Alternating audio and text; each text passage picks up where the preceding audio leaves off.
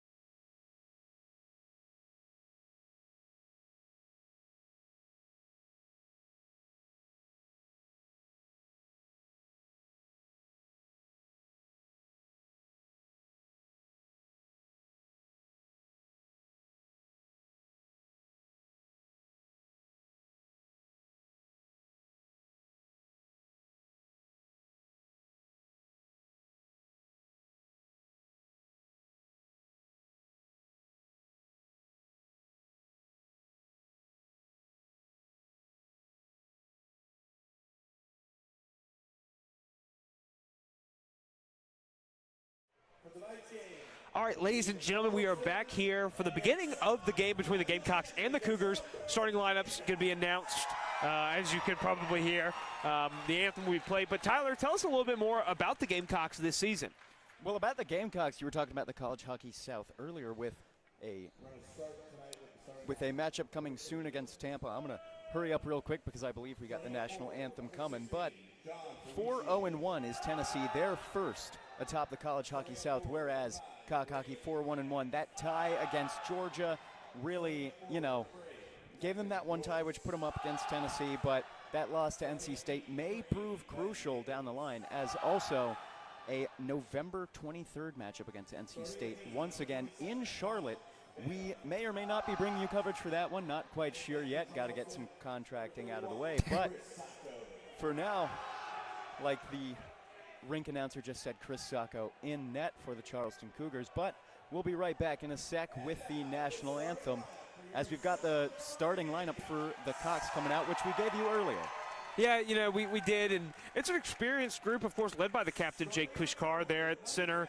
But, the wingers, the junior Garrett Albers, who's been a mainstay in this lineup for a long time, the South Carolina native from Hanahan, as well as the alternate captain, Nick Kay, from Mount Pleasant. So, it's a local lineup. It's very experienced. Kay, of course, a senior with Pushkar. And then your blue line with Flaherty, who's, a junior now, which is kind of crazy, along with the senior list. We've seen a lot of these guys over the last 3 years, but Papadopoulos in net, quite a little bit of a surprising move, Tyler. Well, I think it's also important to mention John Riggins, the junior center, coming, off the bench in a second platoon or what have you, leads AAU College Hockey Division I in points with 14.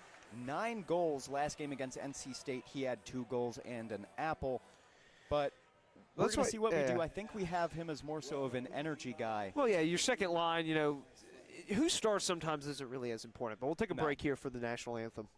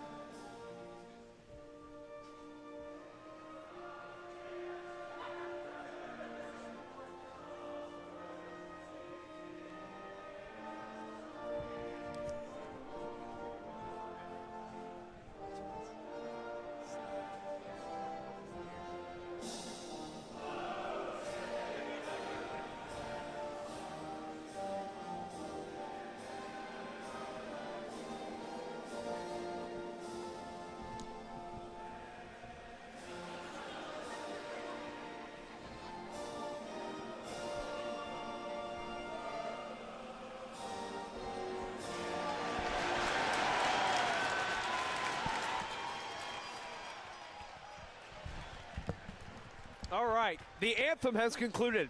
Lineups have been announced. The only thing between us and game time is the officials dropping the puck. Tyler, I'm excited. What about you? I'm excited too. I mean, we walked past the locker room on our way up to the attic, and you know what we saw from the guys from Cock Hockey? We saw energy. We saw, even though despite an 11-2 win over Duke, the Cocks were confident in their ability to beat Charleston, D3 as opposed to D1, and not to mention, Cock Hockey, the D1 national champs, went undefeated in the playoffs in Westchester, Pennsylvania, a town that I know and love dearly. But enough about me and my personal life. Let's get personal with this puck drop, as that was a good one. No, that was good. I love alliteration. For the Cougars, they have that diagonal lettering, of course, popularized by the New York Rangers. But I like these uniforms. Yeah. A little bit of a they match maroon, the ice. A little bit of a maroon bucket with maroon pants, and the socks are nice. As we are underway here from the Plex. Face-off won by the Cougs. Spit back at the blue line, but a turnover in their own zone. Gamecocks coming away with it. They'll play it down behind the net. And Charleston's going to come away with it. It's number 80, Ben Naples, the starter defenseman. But a turnover back behind their own zone gives possession to South Carolina. It's shot on blocked. Regained possession by Flaherty, shot blocked by another body. Now it's Kay with the backhanded attempt. Now it's off the boards. Charleston coming with it. They've got a moving squad. It's Declan Joyce on the attack into the offensive zone. Joyce having it, playing it back up the boards. They're just going to fire it on wide of the net. Gamecocks racing to it. Tried to play it up to Kay, but it got deflected off a body. A big hit delivered on the boards by the Gamecocks.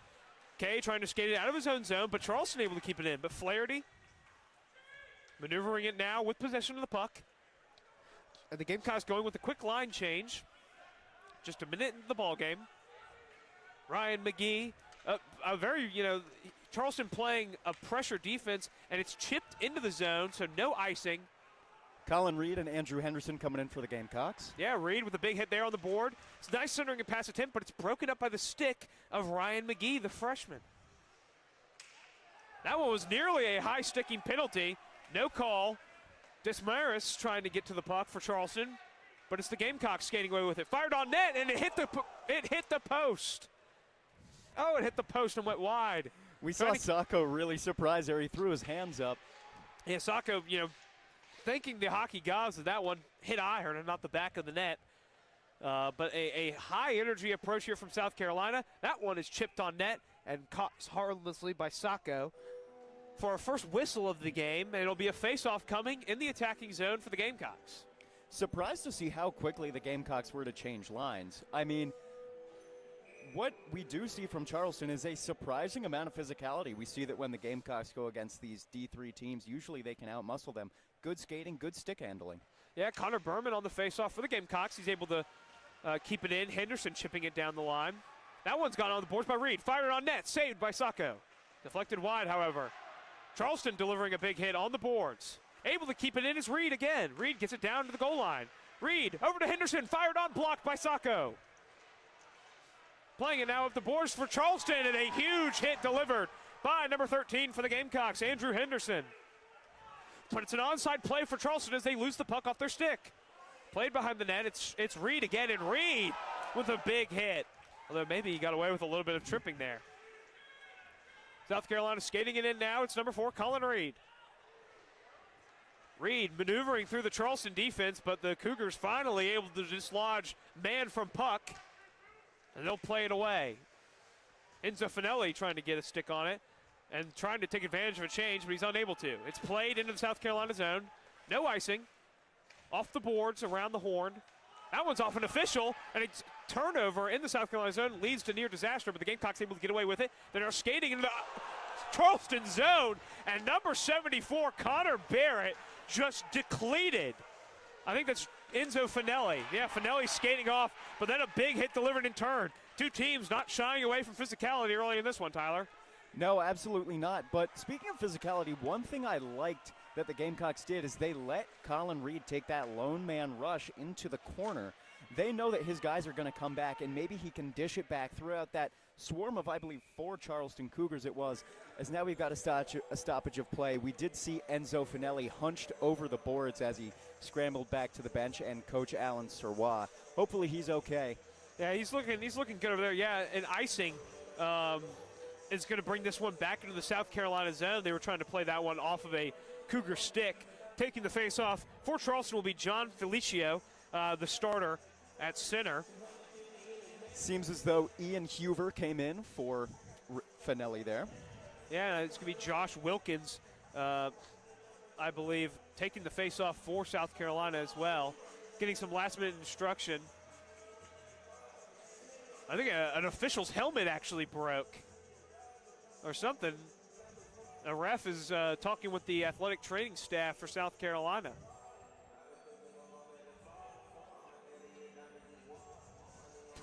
Have you ever seen this before? No.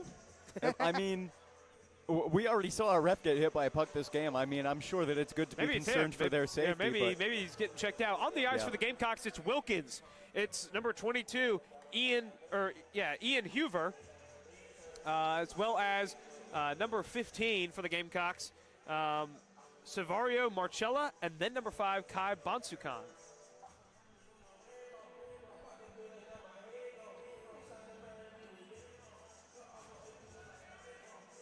We haven't seen John Riggins yet, I don't believe, unless, yeah, no, that's a 1. For the Cougars, you know, an inspired start through 3.5 minutes. They have played very well. They played very physical. We'll see if they can continue. You know, they don't have as deep of a team as South Carolina. We'll see if they can kind of keep this up for a full 60 minutes. But they are not shying away from the challenge. On the ice for them is John Felicio, the starter, as well as number 13, Kyle Hunter on the blue line. Number 27, Connor Ballman, still out there from the starters. Number 8, Declan Joyce. And then number 9, Brady McGrath. So their starting line still out there. I saw somebody in the comments earlier saying they wanted to see number 25, Sean O'Reilly. They used an explicative in that comment that I'm not going to use, but a lot of hype for the kid, left winger senior. See if he comes in. I mean, not a whole lot of options on the Charleston bench, like you said. One page of notes of players for them as opposed to the 2 not even notes. We couldn't find anything. All right, the equipment malfunction has been solved. We are back underway here. As the faceoff will come to the right of Papadopoulos, stick side. That one's kicked away by Wilkins off the faceoff. Tried to clear it, was not able to, but it'll be played out by the Gamecocks. That was Savario Marcella. Icing waved off. Papadopoulos playing it with his stick. Sent over to Huver. Huver not able to keep it out in front, and then a great stick play to break that one up. It was Bonsukan who played that really well. A crashing Hunter for Charleston. But then it was Joyce getting hit hard there on the boards. Huver now skating with it, trying to chip it up out of play, but Charleston getting it back on their stick. That one is played by Huver. Huver moving like a ship in the night. Fire deflected wide. A rebound chance saved by Sacco. Gamecocks still with it behind the net. They're skating around, playing it back behind the boards. Getting to that was number 24 for the Gamecocks, George Clavin. Puck still down in the Charleston zone, unable to clear it. Coming away with it on the board is the Gamecocks. Clavin tried to play it, misfired off the stick, and now it's a turnover. Charleston has it. They will just send it down, but it's knocked down by the stick of the Gamecocks. Riccitelli now put on, fired wide by the Gamecocks. As it rockets all the way up the boards, Charleston almost had a chance at a breakaway, but they were unable to. That was off the stick of Matthew Winklebleck. Just a bit wide of Sacco and net. Gamecocks coming away with possession there. That was Ronan Mulcairn. Mulcairn and Kay, 2 captains in. Yeah, and that one's played away by Albers. Back to Mulcairn. Mulcairn knocking it all the way around the zone. Kay getting to it on the boards. Now it's Pushkar down to Kay. Kay plays it up the boards to Mulcairn. Mulcairn at the faceoff circle, tries to fire it, deflected, and kept in by the Gamecocks. Good play there. It's Riccitelli. Riccitelli skating behind the net, surveying. He'll just play a centering pass, but it's off the stick of Kay, and they will have to re-entry. 14:20 to go here in the first period. Good stick play there at the blue line by Charleston, denying the entry. Now they have a chance, and a good hit by Riccitelli to disrupt what potentially could have been a one-on-one with Papadopoulos. Now it's mucked up on the boards, and coming away with it are the Gamecocks. Chipped over, and neither player knew if it was for them. Pushkar gets it up to Kay. Kay with it. Centering pass. A sliding attempt by Albers goes wide. And now it's Charleston with a chance. They've got a 3-on-2 if they want to press. Fired on, saved by Papadopoulos. That was number 15 for Charleston. We actually don't have a number 15. It's someone. It's someone. But that was a good chance by them. You maybe think he's hitting himself for not trying a pass to maybe passing up a good shot for a better shot. But Papadopoulos faces his first real challenge of the game, and he smothered it. I mean, when you have the breakaway like that, I'm not surprised that you would take it, especially because Tamoyan and Hayes, the other goalies on South Carolina, they've both faced over 100 shots. They've saved a good amount of them, but maybe it's not the worst idea to test Papadopoulos. Yeah, as this one is in the South Carolina zone now. Mulcairn fires from the blue line. It's knocked down by the blocker of Sacco, and they're able to kick it out. That was generated off of a whiff by the starting defenseman, Ben Naples, right at the blue line, and that generated an attack for South Carolina. Now Brendan Flaherty absorbs a hit but loses his stick. And now coming away with it is Mulcairn. Mulcairn carrying it in now. He fires it on wide of Sacco. Centering pass up to the blue line for List. List puts it on. Sacco is able to get a piece of it, and it goes wide. Charleston sends this one into the rafters, and we'll have a stoppage with 12:51 to play. So some physical player. List heading to the bench. He looked a little bit worse for wear on that one, but new bodies hitting the ice for both teams, Tyler. A face-off will be coming glove side of Sacco, who has been up to the task so far. This face-off is going to be won by Charleston. So Charleston controlling the dot early, really. Declan Joyce trying to clear that one, unable to, kept in by the Gamecocks. Good plays there on the blue line to knock that one in. South Carolina pressuring them on the goal line. They'll play it back behind the boards after wrestling possession. Sent all the way up the blue line to Henderson. Henderson fires on wide. A penalty coming up to South Carolina. I think it will be on. Well, let's see now. Enzo Finelli looks incredulous. I think he's getting called for a high sticking. Sir Waugh can't believe it. Okay, it's actually Wilkins. Finelli was just, I guess, arguing. The 7 versus 17 difference. Well, they pointed to Finelli. But this will be an interesting early test for the Gamecocks. They fell behind in Raleigh, and now Charleston with a chance to take an early lead. Papadopoulos will have to be on his toes here. Charleston scored a handful of power play goals in their 11-2 victory over Duke. It'll be a 2-minute power play for the Cougars.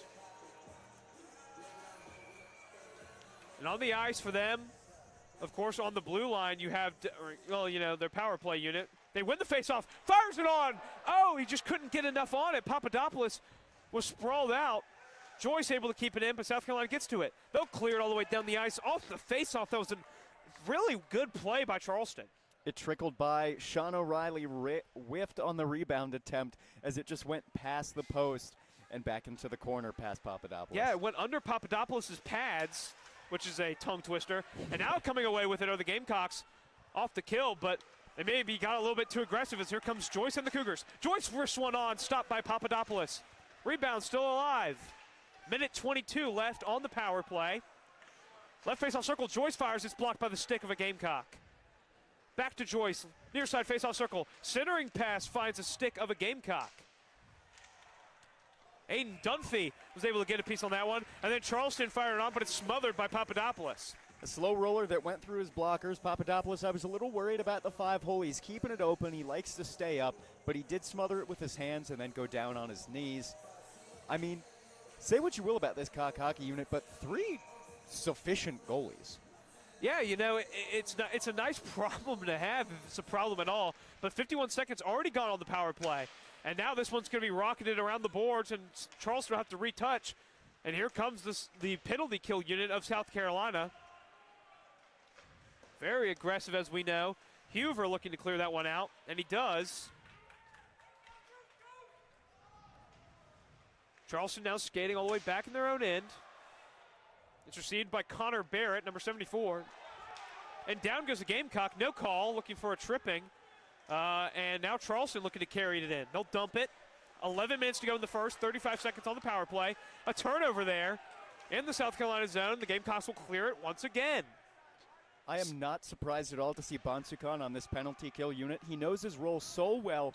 When the Charleston Cougars do come in, he stays close to Papadopoulos and is looking to get any sort of deflections and clear it as soon as possible. Yeah, there in a neutral zone turnover by Charleston led to an almost opportunity for Nick Kay. And now Kay is roughing up number 74, Connor Barrett, back behind the play. And we have some extracurriculars, much to the enjoyment of the patrons of the Plex. And if you're College of Charleston, I'd be careful with the fighting. You don't have that many guys to put back in if someone does get kicked out of the game. They've got a starting lineup and then maybe 5 more guys that can go in. Yeah, as we'll have 11 seconds left on the initial penalty, and we'll see what gets doled out here after the rough up behind the net. I mean, Nick Kay went immediately to the penalty box. Yeah. There was no question that he was going to go there. We'll see who goes in for Charleston. It will be number 74, Connor Barrett. It was back behind the play. I didn't really see what Barrett did, but I saw the retaliation by Kay. Yeah. That far corner, a little difficult to see from the press box up here, but we saw those hands. Yeah. And there's 3 Gamecock skaters on the ice now, so we might get 4-on-3? I don't Briefly. know. Unless they, someone did it. It was, Barrett hit the box for Charleston.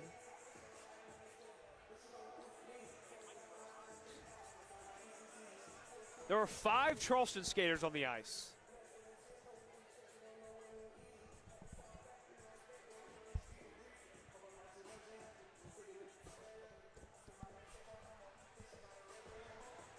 Still being deliberated. There are matching 2-minute minors on the board.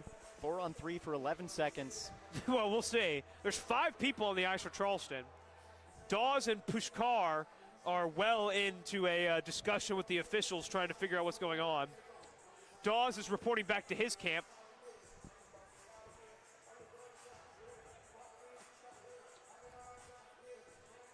Pushkar looked a little disappointed, but knowing from that nod from talking to the ref, reporting back now to Sirwa. Yeah, I think we'll just get 11 seconds of 5-on-4.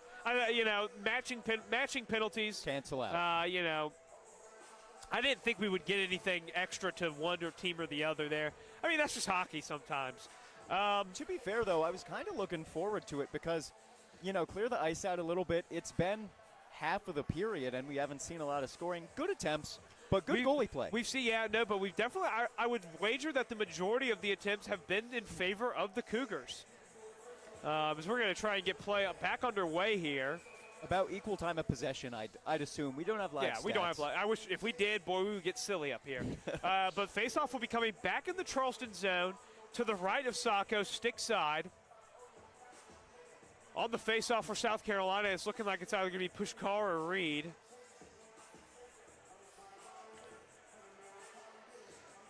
Yeah, it'll be Pushkar. But another whistle. Pushkar against the ever-elusive number 15 for the Charleston Cougars. Yeah, gosh.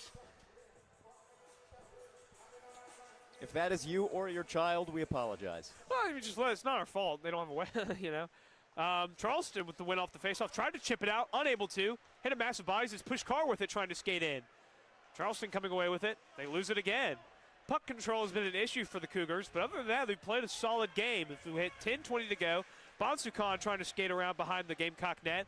Lost it. On the boards, it's Reed attempting for a outlet pass, and Pushkar's going to take it. Pushkar, he's got Albers to his right. Centering pass attempt, no good. Huver has it, but it's in the neutral zone. Gamecocks are going to have to touch back up. Huver plays it over to Pushkar. Pushkar with it in the Charleston zone. He'll play it back for Reed. Reed back behind the net. Sends it to the boards. That one's sent up to the blue line. Bonsukan sends it on. Sacco hit him in the chest. Rebound controlled by Charleston. And number 15 for Charleston, he gave up possession of the puck to avoid a big hit coming from Sean Reed. He did. And now Sean Reed with a nice move. Reed skating into the attacking zone. Reed moving on. Reed scores! Oh, Sean Reed wading through the water. Colin Reed, his brother, we're used to Sean. Sorry, team. But Colin Reed wading through the waters. Sean didn't really do much of that when he was at South Carolina. No, well, I spoke on it earlier. I said I like them letting the ever-so-physical Colin Reed go up with the puck alone because he knows he has good shooters in the back. Like we saw, Bonsukan had a good, not quite slapper, but a quick wrister from the blue line. And if we get those one-man breakaways like that, who's to say that Colin Reed's doing the wrong thing by taking it up if he scores? Yeah, maybe Sean Reed will take credit for that one because I called it that way. I've been around the block enough to where calling both Reed brothers was tough. Yeah. But hey, their parents are happy nonetheless. That's true. Gamecocks coming away with control after the faceoff, but that's you kill the penalty and you keep the momentum up from that. And here's a play up the boards. It hit a little bit of a snag. Gamecocks now with it. Turnover back behind the net. Charleston retaining possession. That's number 69. John Mullen moving it up. He's going to fire it back behind the Gamecock net. Mulcairn coming away with it. Mulcairn has Richatelli next to him, and he's skating past the Charleston defense. Mulcairn with a nice move. Mulcairn taken down, no call. Looked like they got more skate than puck, but Gamecocks coming away with it regardless. That was put on by Richatelli, deflected by a body. It's kept in by Locken. Locken gets it down to the blue line. Back over to Richatelli. Richatelli sends it down to the goal line, but it's off the stick of number 14, Matthew Winklebleck. Locken has it back behind the net. Locken just skating around in circles. That's a centering pass attempt for Winklebleck, but it was a little wide. Richatelli trying to get to it. Charleston finally trying to clear. They're unable to. Richatelli hounding them. Richatelli delivers a big hit as the puck is still able to be kept in, but it's swiped away by Charleston. Charleston finally able to go for a clear with 7:45 to go here in the first period. Connor Berman fires that one down behind the net. And coming to collect is Servario. Servario Marcello with a big hit. Gamecock still with it. Flaherty trying to skate through. It's disrupted up in front and then put on and stopped by Sacco. So Sacco locking it. That was a tough play on the Colin Reed, as I have to continuously remind myself that it's Colin. I'm actually going to do a big circle. Sean's not on the team anymore. No. I'm going to put in big capital letters, Colin. No, but being serious, that was a outstanding play from the D-man. Face-off won by Carolina. Put up to the blue line for Flaherty. Flaherty puts a move on. Flaherty fires it on. It's deflected by a body. Charleston coming away with it now, looking to clear, but an Enzo Finelli play has kept it in. Flaherty over to Marcella. Marcella just plays it back behind the net. There's a big hit to separate Naples from the puck. As the Gamecocks will keep it in, it's Flaherty. It's onside. Flaherty has it. Flaherty puts it on. It's deflected by Naples. Naples has been one of Charleston's best players so far, but the Gamecocks still have it up at the blue line. Put on by List, wide of the net. Flaherty has it, blue line. Surveying his options. Centering pass, put on by Wilkins, stopped by Sacco. Rebound chance controlled by Charleston. They'll chip it up out of play. And a pick-off by Declan Joyce, a pickpocket. But Josh Wilkins skates back and plays very well, but there will be a whistle. We're getting a interference call on Josh Wilkins. Either interference or cross-checking. I couldn't quite make out the ref's hand signals, but Wilkins is going to head to the penalty box. And, maybe the follow-through was a little excessive, but it was a good defensive play at start. You just can't really do that, at the end. Well, the physicality of Flaherty and Wilkins we saw, especially, they like to stay up in the air. We saw Wilkins tip it down with his stick. We saw Flaherty grab it out of the air. These Gamecocks have big bodies, and they're not afraid to use them. It leads to a lot of awkward situations for the other team, as well as a lot of selflessness. Flaherty had a center lane on Sacco, chose to pass it off instead, but the faceoff remains in South Carolina's zone, cleared now. And it's sent down, Charleston with possession. As they are finally, on the attack now, on the power play for 2 minutes here with 6:13. But the penalty kill from Carolina, it was Colin Reed breaking things up. They're playing very up. They have everyone up in the neutral zone, trying to avoid an entry. Charleston has not been able to set up an attack in the attacking zone. But now they're finally skating in, but it's poked away. Coming away with it is Colin Reed. Reed will try to serve it on, but it's deflected, and it goes up over the net. Charleston on the counterattack. They have a 3-on-2, but Colin Reed's coming back fast.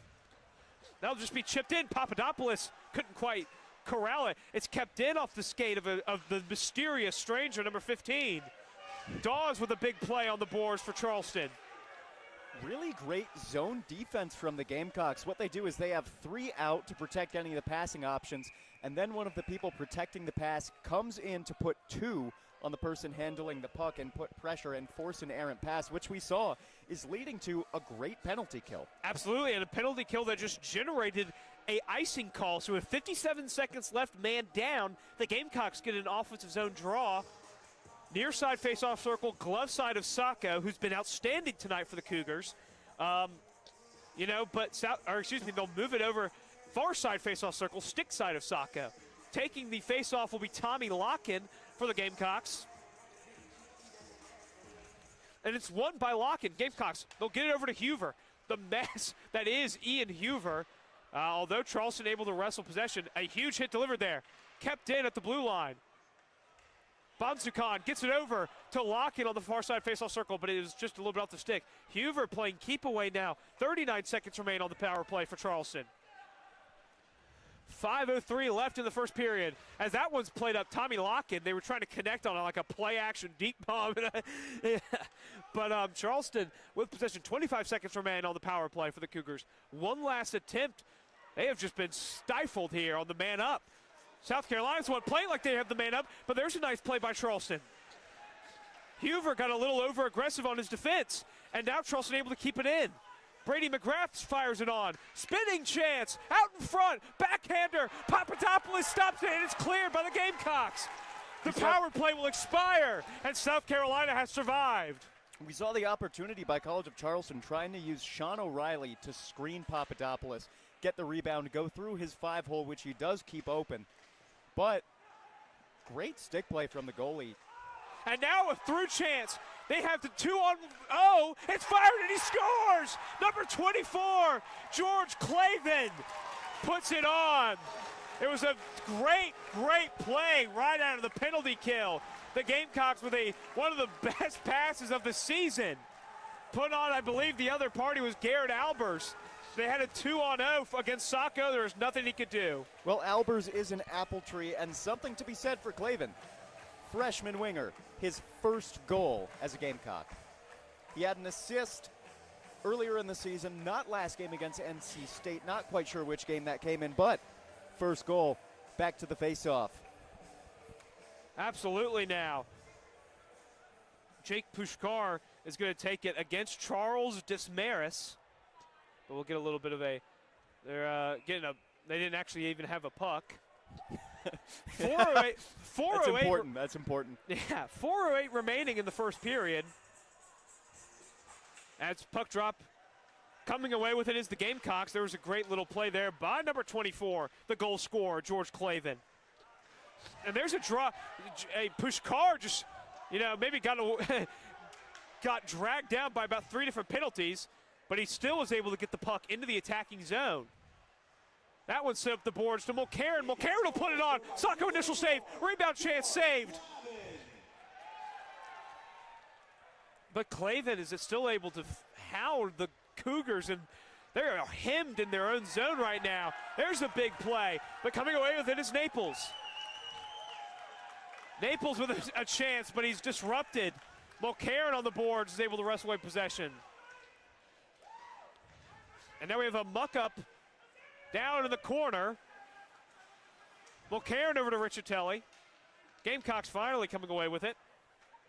Up to Clavin, but it's off the stick. Dawes coming away with it for Charleston. They tried to play it off the boards, but they were going for a change. It's Josh Wilkins skating through now. Oh, but a great poke check by Dawes. Attempted clears, just nothing doing for Charleston. Gamecocks have tagged up. Enzo Finelli dumps it down, and the Gamecocks will go for a change. So both teams in no man's land now with 2:50 to go in the first period. Gamecocks hunting for a third goal. It's Finelli behind the net. Centering pass, fires, he scores! Oh, Finelli with a great pass to set up a backdoor chance for the Gamecocks. That was Finelli's It was number 15, Savario Marcelli. Finelli, he bided his time off the big hit, and he with a outstanding, like he had eyes in the back of his head, a backhanded pass to Marcello, who was set up backdoor and just with the one-timer tapped it home. 3-0 Gamecocks with 2:42 to go. One thing I'd like to note about this Charleston team, it seems as though they're having difficulty playing it off the boards. Maybe it's just not being home, not knowing what the boards are like, but they play here at least once a year, so I'm a little confused about what's happening there, but a lot of hockey left. Yeah, and South Carolina still keeping it in the zone. That was a centering pass, but a great stick by a Cougar. Now an attempt, Zach List almost broke it up, but they'll call off sides on Charleston. So List really did stop that offensive incursion for the Cougars. And with 2:14 to go, man, Charleston just has not produced any chances offensively. Outside of the, sometimes they've gotten like a chance off a rebound, but they haven't been able to get a stick to it. It's been 2 chances really the entire first period. And it's only really come on the power play, which they've had multiple of. That's one of the few downsides of this Cock hockey team is they do give up a lot of penalties, but their unit for killing them looks fantastic.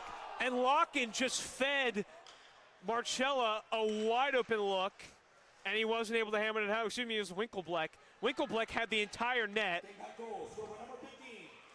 And much like the Carolina Hurricanes in the playoffs, he still wasn't able to put it on. And now a whistle after a hit behind the play. There's an injured, it's in a tough corner we can't really see. I think it's an injured Cougar.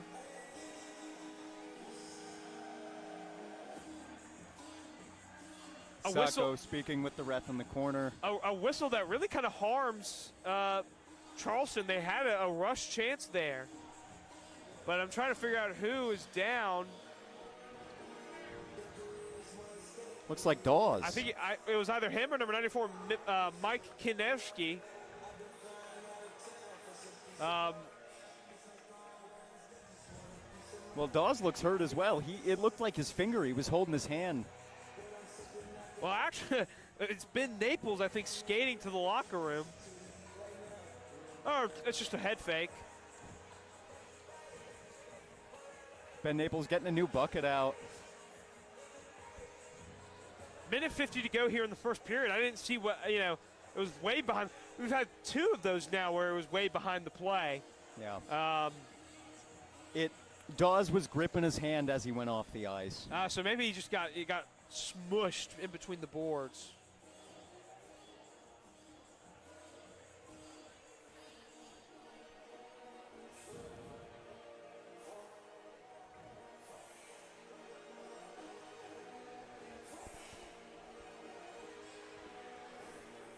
And now, just a discussion as we're trying to just, I think, get an official is talking to Sawah about something. Face-off is coming in the South Carolina zone. Now they're talking to the scorers table. It'll be Tommy Locken going into the penalty box.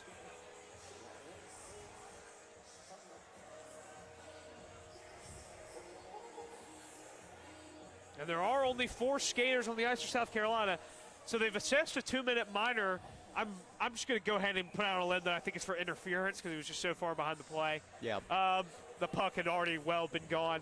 So another 2-minute power play for Charleston. Can they get something off of it? Well, South Carolina wins the face-off, and they are going to play it all the way down the ice. The outstretched stick of Declan Joyce couldn't quite keep it in. He'll play it back for number 94, Mike Kinevsky. And now Kinevsky is trying to play it in, but it's stolen by Pushkar, who will just knock it all the way down. Joyce circling back to it. Sacco will tap it to him.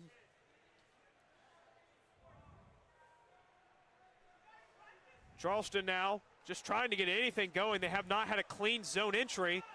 Kinevsky had to evade a charging Pushkar. They'll just play it down. 1:20 remaining on the power play. And there's a through chance. It's Colin Reed. Reed with a chance on Sacco. Reed shoots. Reed scores. Colin Reed. Not Sean. Colin Reed finds the back of the net for the second time in this first period. Oh, another tremendous play on the penalty kill for South Carolina. They had been looking for that pass all night on the penalty kill. And they finally found it, and Sacco is just beside himself. Is Colin Reed's football comp Tyreek Hill? He's just so fast, and he goes in for the deep bomb. being able to lure the opponent with the penalty and say, hey, come to the offensive zone. We're going to be able to defend you with 3 and our goalie, and have our sneaky, really fast, athletic, good shooter out in the offensive zone and just dump it to him. Yeah, you know, you look into it, and it's true. Under a minute to go in the first period. Cougars still on the power play looking for anything. They might have like 2 shots on goal. They do carry it in, but South Carolina is just dislodging bodies. Peter Papadopoulos knocks that one down. And it's immediately cleared out by South Carolina. And now racing to it are the Gamecocks. They're going to get to it. It's number 24, the goal scorer, George Clavin. Clavin off the boards. And they're just playing chaos ball out there. South Carolina is. I mean, it's like there are magnets in the Charleston players' bodies. That one's fired on. Dismaris with another attempt. Papadopoulos saves both of them. That was rug around the boards, kept in by Charleston. 11 seconds remaining in the first period. A deflection out in front. Papadopoulos didn't know where it was, but South Carolina's coming away with it. 5 seconds. Finelli, one last chance for South Carolina. Finelli with the pass. They shoot, and they held on too long. A sprawled out Sacco held on to it, and now a fight erupts behind the net. Charleston took exception to the attempt after the whistle, and a takedown. Ben Riccitelli just went down over a Charleston Cougar. I think it's Ben Naples who just got taken down. Ben Riccitelli put hands on him. He put a lot more than hands on him. And the refs have broken up the little scrum. We are through one with 11 seconds left on a power play for Charleston that has been anything but. I mean, what can you say about Cock Hockey other than the penalty is their greatest asset? That might sound weird. They've given up 5 or so penalties, but they've killed it every time. They've scored shorthanded. As Naples is getting a talking to from the officials. Both teams chirping at each other as the Gamecocks will go to the locker room first. The refs waving them on. They're like cops at a protest trying to keep both sides away. But now Charleston is going to be escorted to their locker room. Papadopoulos firing up the crowd. This Plex, a sellout once again, has been whipped up into a frenzy. Charleston booed off the ice, and frankly, if we were in Charleston, they'd probably be booed off the ice too. Because what a horrid performance in this first period, Tyler. Yeah, I mean, they looked great the first 5 minutes, and then I'm not quite sure what happened. We were the slightest bit skeptical about Peter Papadopoulos starting in goal. Not anymore. It seems as though this team just has 3 standout goalies. I mean, we saw, like I said, Tyler Tomoy and Zach Hayes both faced over 100 shots. Maybe they were tired. Maybe they need to rest. And it looks like that can be something you can do a lot more as well. Peter Papadopoulos is a senior, so not surprised he's getting the start, trying to let him burn a little bit before he has to say his goodbyes. And if he does have to say goodbye, I think the Plex will remember him as, it's College of Charleston. It's a D3 team. Maybe not a hero if they were playing Clemson or someone of the sort, a Tampa, a Tennessee, a Georgia, and Alabama. But great performance for Peter Papadopoulos and the rest of the Gamecocks. JP, do you have anything to say before we break for intermission? Well, we'll see if Charleston can remember what it's like to have a shot on goal or perhaps winning a faceoff. They haven't really shown anything, but there's still a lot of hockey to play. 40 minutes. We're going to take a quick break, and we will be back for the second period of action.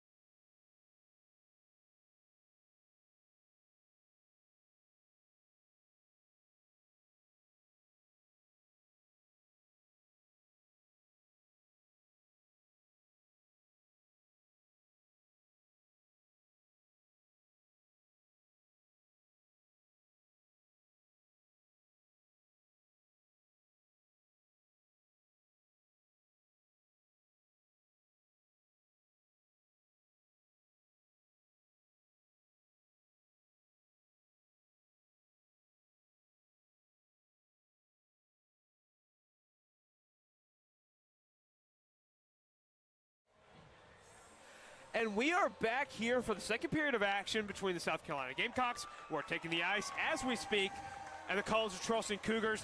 Tyler, a hotly contested first period with the fist, not so much on the scoreboard.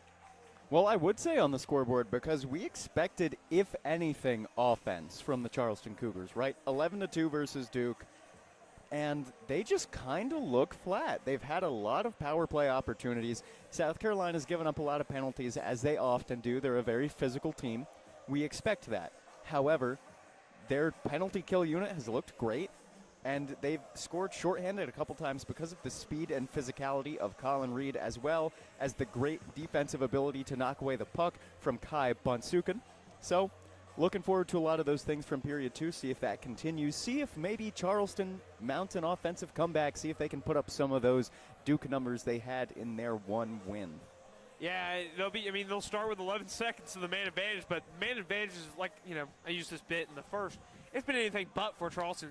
South Carolina, of course, we don't get live stats up here, but I would wager a guess that they have more shots on goal while the penalty kill than Charleston does on the power play, because it's really just been, they haven't been able to set up in the offensive zone.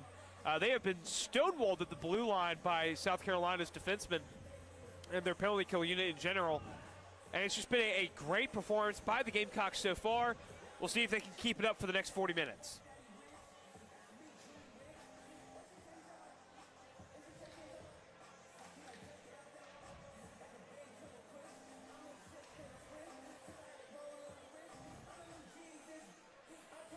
Charleston is approaching center ice, ready to get this one on the road, but of course, we have a little bit of a discussion at the scores table. Officials getting in order. We have a 2-minute penalty dished out to Charleston at the end of, at the end of the first period. Foray into pro wrestling we saw. I would assume for that Ben Naples and Richatelli pay-per-view we got for free. But nothing added to the Gamecocks, unless it'll pop up there once the 11-second power play finishes. So we have 5-on-4 hockey to start this second period. Still, the door to the penalty box for Charleston is still ajar, so we're still waiting for somebody to go there.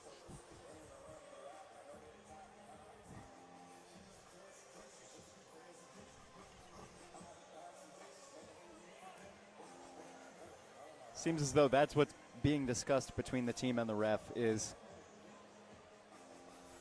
There we go. As number 77, Davis Bears is going to serve in the box for the Cougars. 4-on-4 for 11 seconds, and then back to 5-on-4. Face-off coming your way. JP. Puck drop is a go. We are underway here for the second period. It's won back by Kai Bonsuken, and the Gamecocks now with possession of the puck. Bonsuken plays it into the attacking zone. He's got it back at the blue line. He sends that one over, and now the Gamecocks are on the power play. Moving it down is Brendan Flaherty. He'll dump it back for Finelli. Finelli back to Bonsuken, and that one is deflected off the stick. Racing down is Declan Joyce. Joyce trying to get to it. He does, but actually it's Bonsuken who he kind of boxed him out there. And now the Gamecocks with it on the rush on the power play for the first time tonight. And that one's played around the boards, trying to get to Enzo Finelli. Kept in by Bonsuken. And Bonsuken there with a little shove after the pass. Josh Wilkins with it behind the net. And that one just missed the stick of Flaherty. 1:05 remaining on the power play for South Carolina.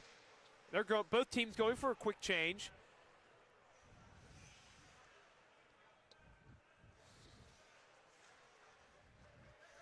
Moving it up is Finelli, but that one took a bounce off of a Charleston stick. So the Gamecocks will have to retouch. Flaherty moving it down. He made a man miss. Flaherty skating in, and it's stonewalled by Sacco. Sacco lost the puck, though. Desmaris nearly scored an own goal. He had his stick lodged between Sacco's 5-hole. Yeah, that was a strange interaction. Desmaris keeping his stick in there and then falling down onto his own goalie. You see they just touch pads, a little camaraderie between the team, but face-off coming. Yeah, it'll be far side, glove side of Sacco. Face-off is won initially by Charleston, but Nick Kay and the Gamecocks able to keep it in.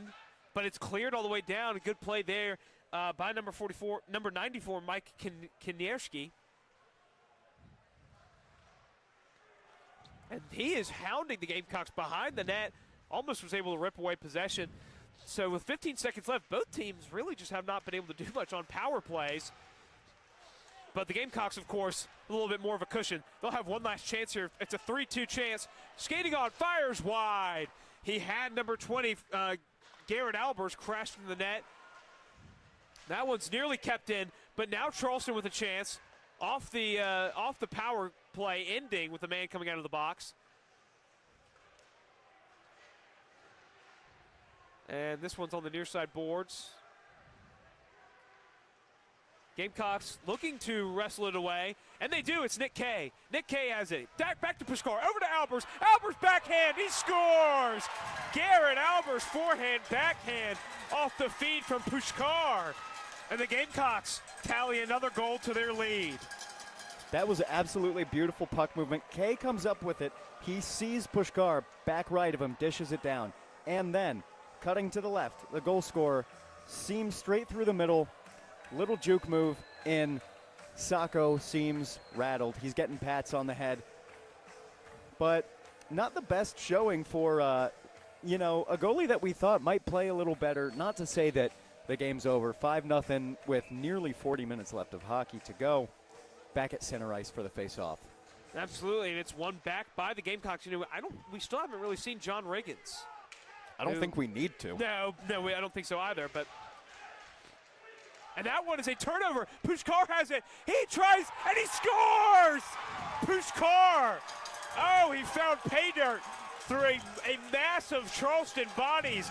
Stuck with it, had the puck on his stick, and just lofted it. Backhand chance in between Sacco's arm and the pole. Pushkar just got 2 points in 10 seconds. Assist straight into a goal.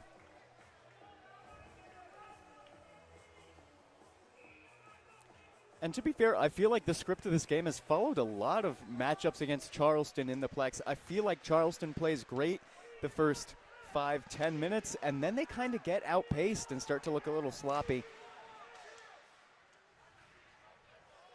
That's the difference between a D3 and D1 club, athlete as it would be, but... And now, a whistle after the play, as we had a little bit of a collision there between Enzo Finelli and number 69, John Mullen. This face-off will come right outside the Charleston zone. No penalties dished out. That one is won by Wilkins. Aiden Dunphy sent it over, and that one is played on net. Charleston coming away with possession. Sacco almost froze it. Maybe he should have, because now the Gamecocks are hounding them in their own zone for the millionth time. They're going to try to clear it, and it is not able to be kept in. It was almost a tremendous play off the stick of Dunphy, but it'll be offside. I'll tell you what, I don't like Civitella idling with the puck in front of their own goal. We already saw that almost became a mess as Kingerski almost put it into his own net and then fell on top of his goalie. And also, you shouldn't be doing that. You shouldn't be wasting time like that when you only have 35 minutes and you're in a 6-point hole. Absolutely. And that face-off initially won by the Gamecocks, but it was shot all the way back into their own end. Dunphy skating away with it now. Will play it down for Henderson. Henderson skating up the near side boards, although he absorbs a collision, and then another collision, and the Gamecocks coming away with it. Nice play there, and shot on, saved by Sacco. That was number 15 for the Gamecocks, Savario Marcella. Marcella and the Gamecocks able to keep it in. Wilkins played, but it was off a stick of a Cougar. That one is knocked in off the boards. No icing. Gamecocks still hounding him. Wilkins was able to keep it in. Wilkins going for some big hits. And Charleston with a nice attempt at a through pass, though, just off the stick of Joyce. They almost had a 2-on-1 forming, but they weren't quite able to take advantage of it. Joyce now moving with it. Joyce fires. It's deflected wide off the blockers of Papadopoulos.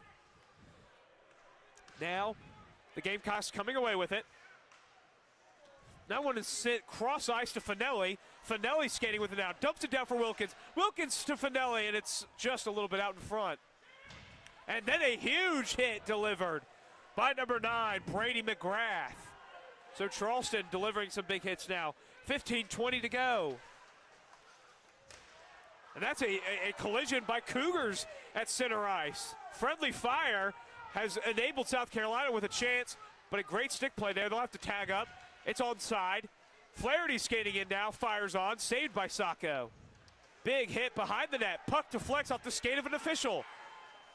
Down for Flaherty behind the net. Flaherty still with it. Surveying his options. Tried for a pass out in front. That would have been for Marcello or Feldman. Feldman has it near side faceoff circle. Fired on. Sacco with the save.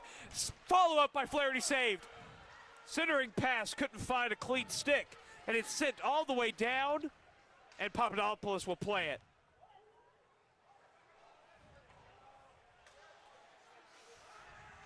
Flaherty coming with it now. I guess they didn't freeze it. Flaherty put it on. Sacco got a piece of it. Feldman not able to keep that one in. And now Charleston with a chance, but a great stick play to kind of break it up. Charleston, though, still, and they were setting up a one-timer, but they took too long, and the Gamecocks were able to pick the pocket. 14:07 remains as we've gone a long time without the whistle. Gamecocks looking to get in a cheap change, and that one was off the body of Locken. Cross ice for Dismaris. Went a little wide. Connor Berman absorbs a hit. Gamecocks still with possession with it now on the boards. Berman and Reed looking to fish it out. Reed's able to come away with it. He'll send it up for Bonsukin. Bonsukin fires, and oh, what a glove save by Chris Sacco. And now some after the whistle extracurriculars have been snuffed out. Sacco feeling good. He's looking at the puck in his glove. He rattled it a little bit, staring down at it, thinking, I can do this. I only gave up 2 against a Duke team that, figured might have gone on for a little bit. 13 goals total in a game is a lot. Let's see if maybe he can lock in.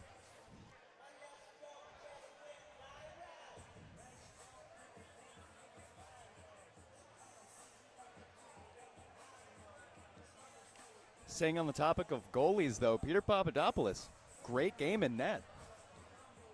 Not going to say the word, but donut on the scoreboard right now for the Charleston Cougars.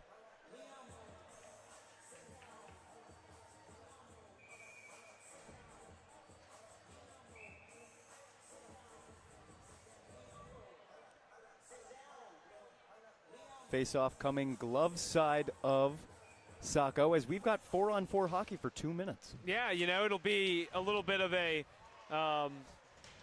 interesting there as Mulcairn just leveled somebody. And Riccitelli able to dislodge man from puck.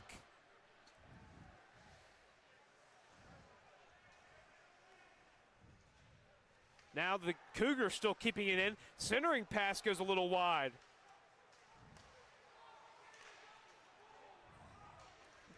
This has just been some wild. A delay penalty is coming up to somebody, and I think it's Charleston. I think they're going to get him for slashing. So it'll be 4-on-3 hockey.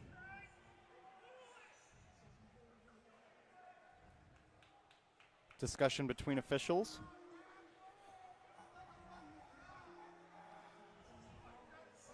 It'll be Declan Joyce heading to the box. So with 1:29 of 4-on-4, then we'll have 31 seconds of 5-on-4 for the Gamecocks. 13:07, and for a South Carolina team that's really excelled, a man down, I feel like with the ice opening up in 4-on-4 action, we might see them be able to use their speed to their advantage even more. Although with the face-off coming in the Charleston zone, four-side face-off circle, glove side of Sacco. And this is a great unit for the Gamecocks. They have Mulcairn. They have Colin Reed. Mulcairn staying out for the slap shot. Absolutely, as Mulcairn has a near side faceoff circle. Oh, but a great stick play by the Cougars, able to break it up. Finn Riccitelli skating around with it, surveying his options. He's going to go all the way and fires it on, and it's glove saved by Sacco. Oh, Sacco getting the glove warmed up. I mean, this unit from the Gamecocks, they have the absolute firing squad of Locken, Mulcairn, Richitelli, and Reed. Prolific goal scorers and good defenders, so I see why they keep all those guys out there for a period of time where you definitely can see offense a man up, but defense is also important with a little more space between the players and the goalies now. Absolutely. 12:40 remaining in the second period. Gamecocks with it behind the net, but there was a collision. Gamecocks still able to keep it in on the blue line. Richitelli clamoring his stick. Fired on wide of the net. Reed able to get a stick to it to keep it in. Richitelli near side, blue line, working it down. Fires on, glove saved by Sacco.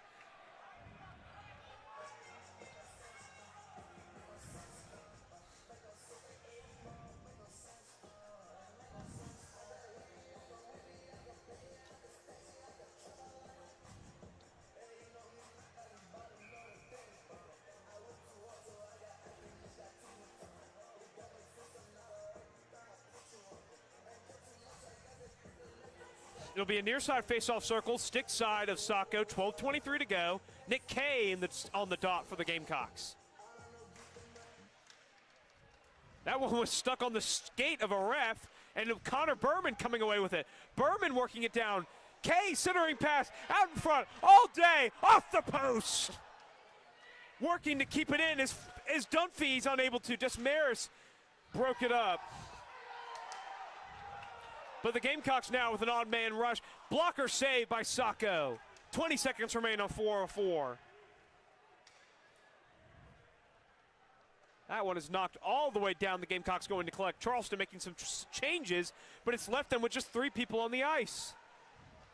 Centering pass. Berman whiffs out in front.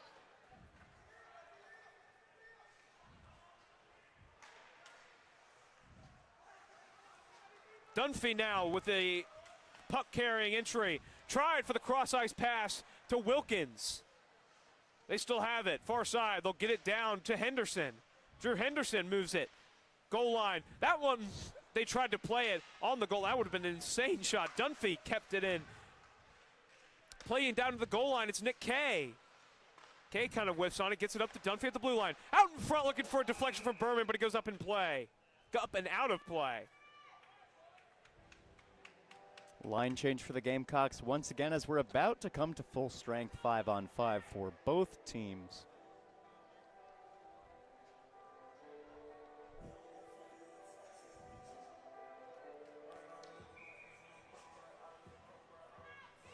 Josh Wilkins on the face-off dot for the Gamecocks.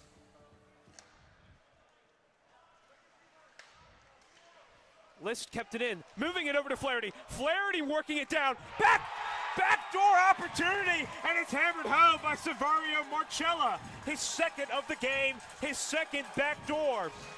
Brendan Flaherty worked it down like tic-tac-toe, and then fired it backdoor to Marcella. The Gamecocks have been so incredibly fantastic at using the principle of gravity to their advantage. What they do is they pair up 2 offensive players, one giving a moving screen to open a shot, and they think that a shot is coming, Charleston does, and then they dish it to an open person only a few feet away from the goal, and Sacco just doesn't expect it coming from the other side. Yeah, and I mean, the extra point is good with 11 minutes here in the second period. It is 7-0 Gamecocks. That faceoff is won by the Cougars, but Brendan Flaherty's able to get down to it. Charleston keeping it in, but coming away with it is the Gamecocks. Quickly moving it into the attacking zone, fired on wide. Finelli was crashing on the opposite side. Zach List able to get to it, but it's played all the way into the South Carolina end for icing with 10:38 remaining in the second period.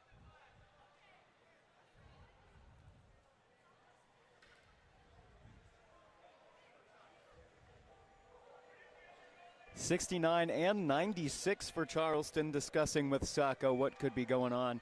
A little bizarro world conversation going on back there. Now coming stick side for the faceoff. Now Josh Wilkins tried to come away with it off the faceoff, but Charleston was able to clear it. Zach List still not able to carry it in as Enzo Finelli had to touch up. 10:25 remaining here in the second period. And South Carolina just committed perhaps the most blatant tripping penalty in the history of hockey. I mean that one was not even close. You can't blame that one on the ice. No, I mean he tried to go for the poke check, and he poked nothing but skate. Yep. Sean O'Reilly's shoelaces got untied. Now, I feel like this game has been nothing but not 5-on-5 hockey. Yeah, you know, it's been a big special teams game.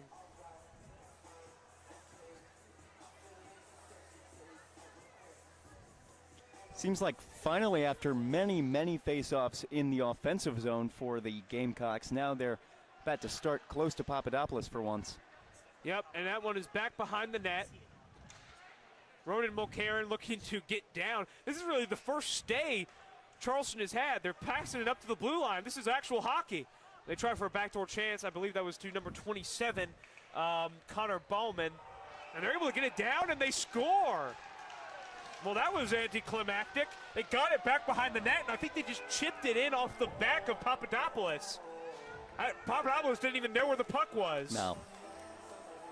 I mean, for Peter Papadopoulos, there goes the shutout. However, still a great first start. 7-1, you can't feel that bad about that. And he doesn't have eyes in the back of his head. Can't be expecting to save one off of the boards and off of your own back like that.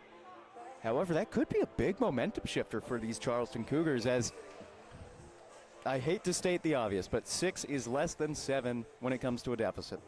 Yeah, but you know, it's a lot of hockey to play, and the Gamecocks just have to continue to answer. That one's a nice play by Charleston to break up an offensive zone attack. They're going to play it on. Papadopoulos kind of redirected it with his pads down into the forbidden corner. Knocked behind the net, and Drew Henderson's coming away with it. An almost turnover in their own zone for South Carolina would have been disastrous, and now that one's played all the way down for icing. So Tyler, with 9:28 to go, South Carolina looking just a wee bit, I don't want to say rattled. No. But they're not playing like they were right before that kind of wacky goal. I don't think as a hockey team you can be rattled up 6, but I agree. Maybe we'll finally see the penalty become an asset for Charleston instead of South Carolina.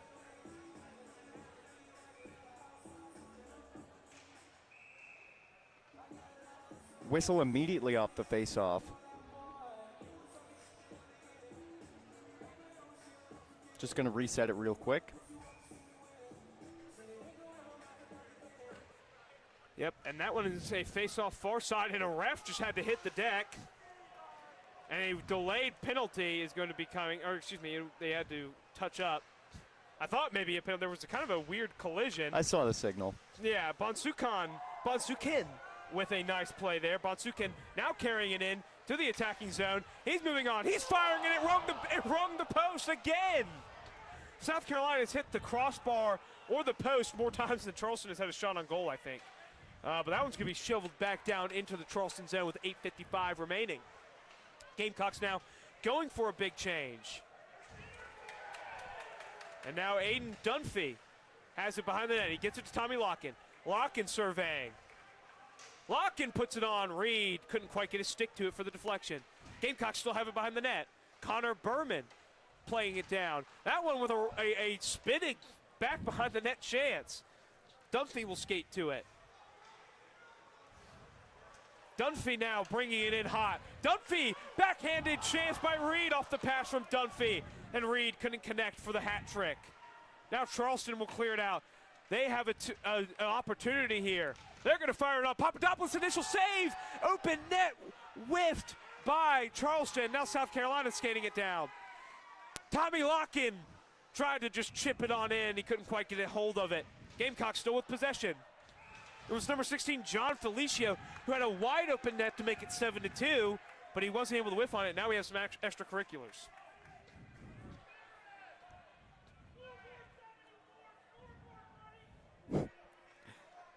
As cheers coming from the Plex, I heard, quote, "Scoreboard, buddy, scoreboard." Oh, I keep trying to tell people that Columbia is a hockey town. As penalty coming the way of Charleston. Advantage for the Gamecocks. They haven't had a power play goal yet. They've had a deficit goal. Yeah, it's going to be interesting here. It will be a 2-minute power play for South Carolina. 7:56 remaining in the second period.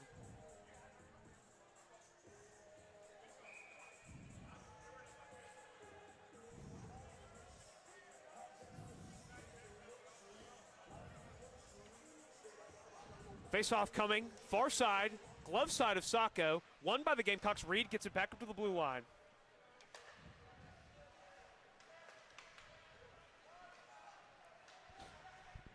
Reed skating with it. List top of the key. He fired it on, looking for a rebound chance. The crashing Henderson.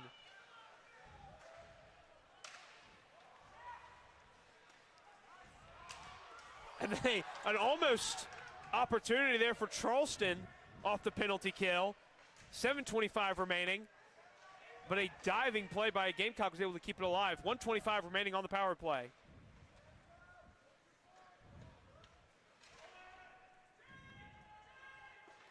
Icing waved off. This one is going to be recovered by South Carolina with about a 1:08 remaining on the power play. They're moving it down and in. Zach List coming on the charge now. He'll play it back for the goal scorer, George Clavin, but he just hit the pad. Gamecocks still with it. Over to Flaherty, but Flaherty couldn't get it on his stick. He had a nice play with his knee there to bat down the puck, but Charleston will clear it again. Papadopoulos playing it off his pad up to Finelli. Finelli and Wilkins back there for the Gamecocks. The goal scorer, George Clavin. Wilkins up into the neutral zone. He's taking it into the attacking zone. He's got Clavin behind him, as well as Bonsukin. Bonsukin with it at the blue line. Down, back to Wilkins. Wilkins puts it on, looking for a deflection, and Sacco with the save. Gamecocks still with it behind the net. Enzo Finelli. They'll play it over to Bonsukin. Far side faceoff circle. Cross-ice pass. Backhanded chance deflected up and out of play.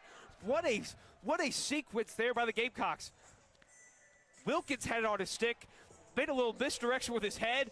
Cross-ice pass to Bonsukin, who went all the way back to, I believe it was Reed. Or, I couldn't quite see the number. But what a play there. The offensive craftiness of Cock hockey is on full display.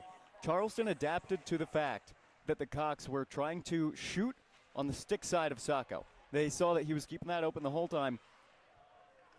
So the Cougars crashed into his right side. And then, as a reaction to that, the Cocks bring it back glove side, even though... And Flaherty over to Jake Pushkar. They had Sacco leaning, but I think Pushkar hit the post. Sacco looks more comfortable with his glove, but even now the Cocks know that any shot on goal could go in because they're playing him off both sides, and they have the Charleston defense kind of on a string. Absolutely. 5:38 remaining in the second period. The faceoff will come as that one was deflected up and out of play. Garrett Albers on for the Gamecocks. Jake Pushkar taking the faceoff. Pushkar wins it. He's crashing, and he puts it on. It's saved by Sacco.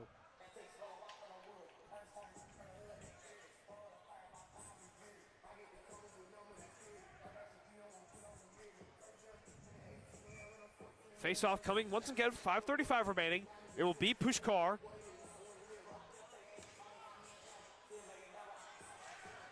Pushkar wins it and plays it back to the blue line. Over to Riccitelli. Riccitelli tries to put it on for a deflection out front. Nick Kay couldn't quite get a stick to it. Kay does, however, get to it and keep it in. Albers racing to it. Albers playing it back and around. Now Charleston coming away with it. They'll try to play it, but number 17, Max Brandy, took it fall. And then now we're just playing it off bodies incessantly like it's ping pong. The Gamecocks will come away with it. They're moving it up and in. It's Riccitelli. Riccitelli gets behind him. Skating behind the net. Pushkar was set up back door, and Pushkar lost it off his stick. 4:50 to go in the second period. He tried to play it back to nobody, and the Gamecocks come away with possession. Charleston with a miscommunication there, and it's a turnover on their own end. Nick Kay has it on the boards. They'll play it up to the blue line. They have Riccitelli near side. Moving it down was, or attempting to, was Mulcairn, who got it back up. Over to the far side face-off circle. It's still Kay. Kay working it down. He tries for it out in front. But now South Carolina is able to disrupt what would have been a breakout chance for Charleston. They're still going to have an opportunity here. They're racing down and in. Fires it out in front. It's deflected up and over the goal. Papadopoulos didn't see where the puck was. That could have been very dangerous for South Carolina. Now Connor Berman bringing it down. Back down to Berman, and he scores! Connor Berman with the tic-tac-toe goal from off the feed from Ronan Mulcairn. Berman brought it in, sent it to Mulcairn. Berman kept going past him. Mulcairn just played it back near the goal line, and Berman beat Sacco from a very low angle. I was going to say, very tough angle. It looked like he played it off of Sacco's body, maybe his left leg pad to bring it in. Similar to the goal that the Charleston Cougars got on Mr. Peter Papadopoulos earlier that stopped this from being a shutout for the man's first start of the year. Yeah, and now we have an offside call and some extracurriculars from number 13, Kyle Hunter. After the whistle, he's shoved down. Way after the whistle. I mean, yeah, that was kind of egregious.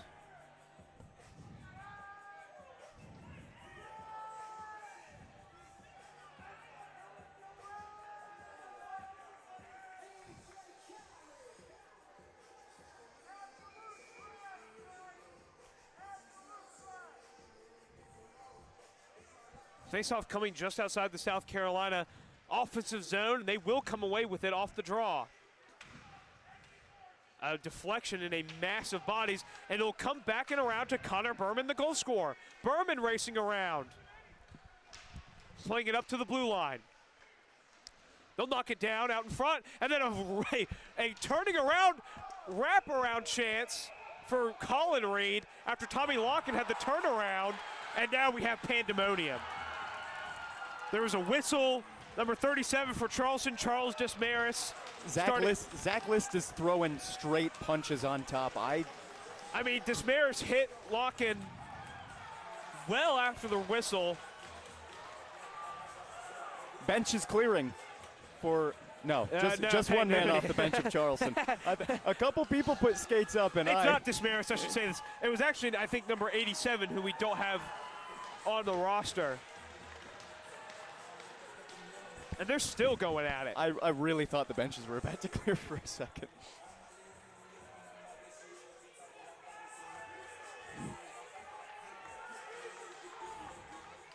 That, I think, has been the most active fight we've seen at the Plex since the one against Clemson last year. And they're still going at it over there by the penalty box. Tommy Locken, a one-man wrecking crew.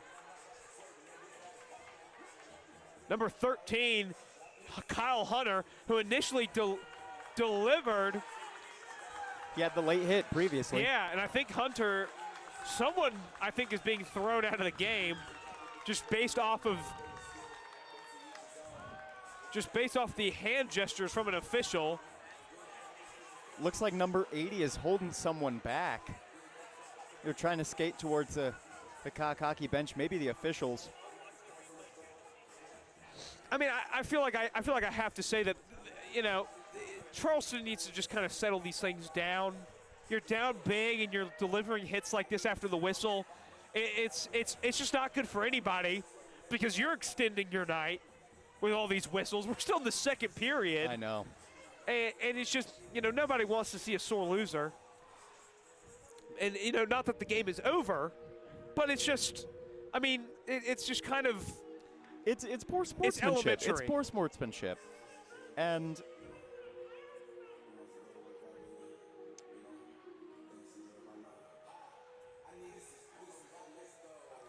number 9 for Charleston skating over. The refs tell him to go back to the bench. Yeah. As they're having a heated, not heated, but an intense discussion.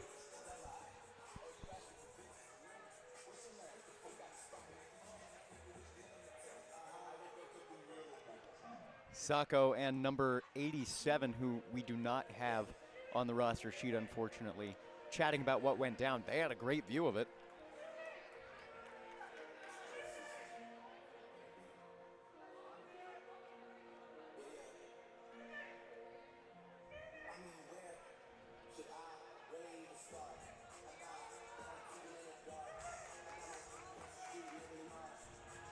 And, you know, I apologize for dead air, but we just have no idea what's going on. They're still talking. That was, I mean, literally everyone on the ice got involved to some degree.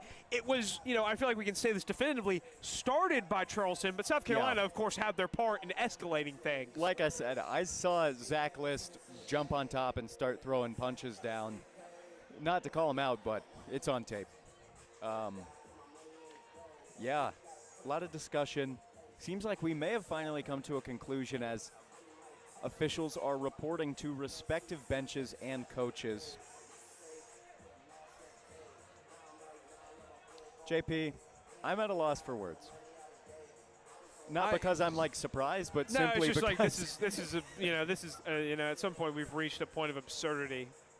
There's like 5,000 people in the penalty box. I just saw somebody. The ref had to go into the scorer's table area to try and figure, like, properly assess things to different people. If I was at the scorer's table, I'd be having a heart attack right now. I just saw somebody in the comments section refer to this as a cockfight, which that's great. Yeah, I mean,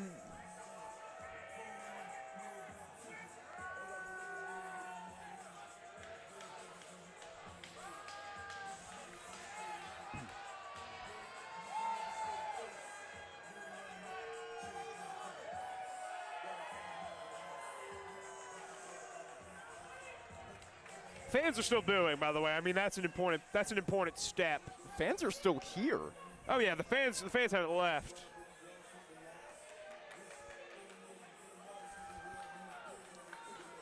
Someone is hitting the Tommy Locken being escorted towards the locker room by an official. So far it looks like at least Tommy Locken, who has been outstanding tonight for the Gamecocks, has been issued, at the very least, a penalty that would take it through intermission. Yep. And it looks like we have one each in the respective penalty box. Never mind. It will also be Zach List. Yeah. Like I said, he's trying to egg up the crowd, too. Like I said, I saw him. He was the first to spring into action for the Gamecocks. He got into that mount position, and it was like an MMA fight, which, if it was, he would have won. He was going. It looks like there will be a 2-minute. I don't understand how Charleston has come out of this a man up. All right, they just added a 2.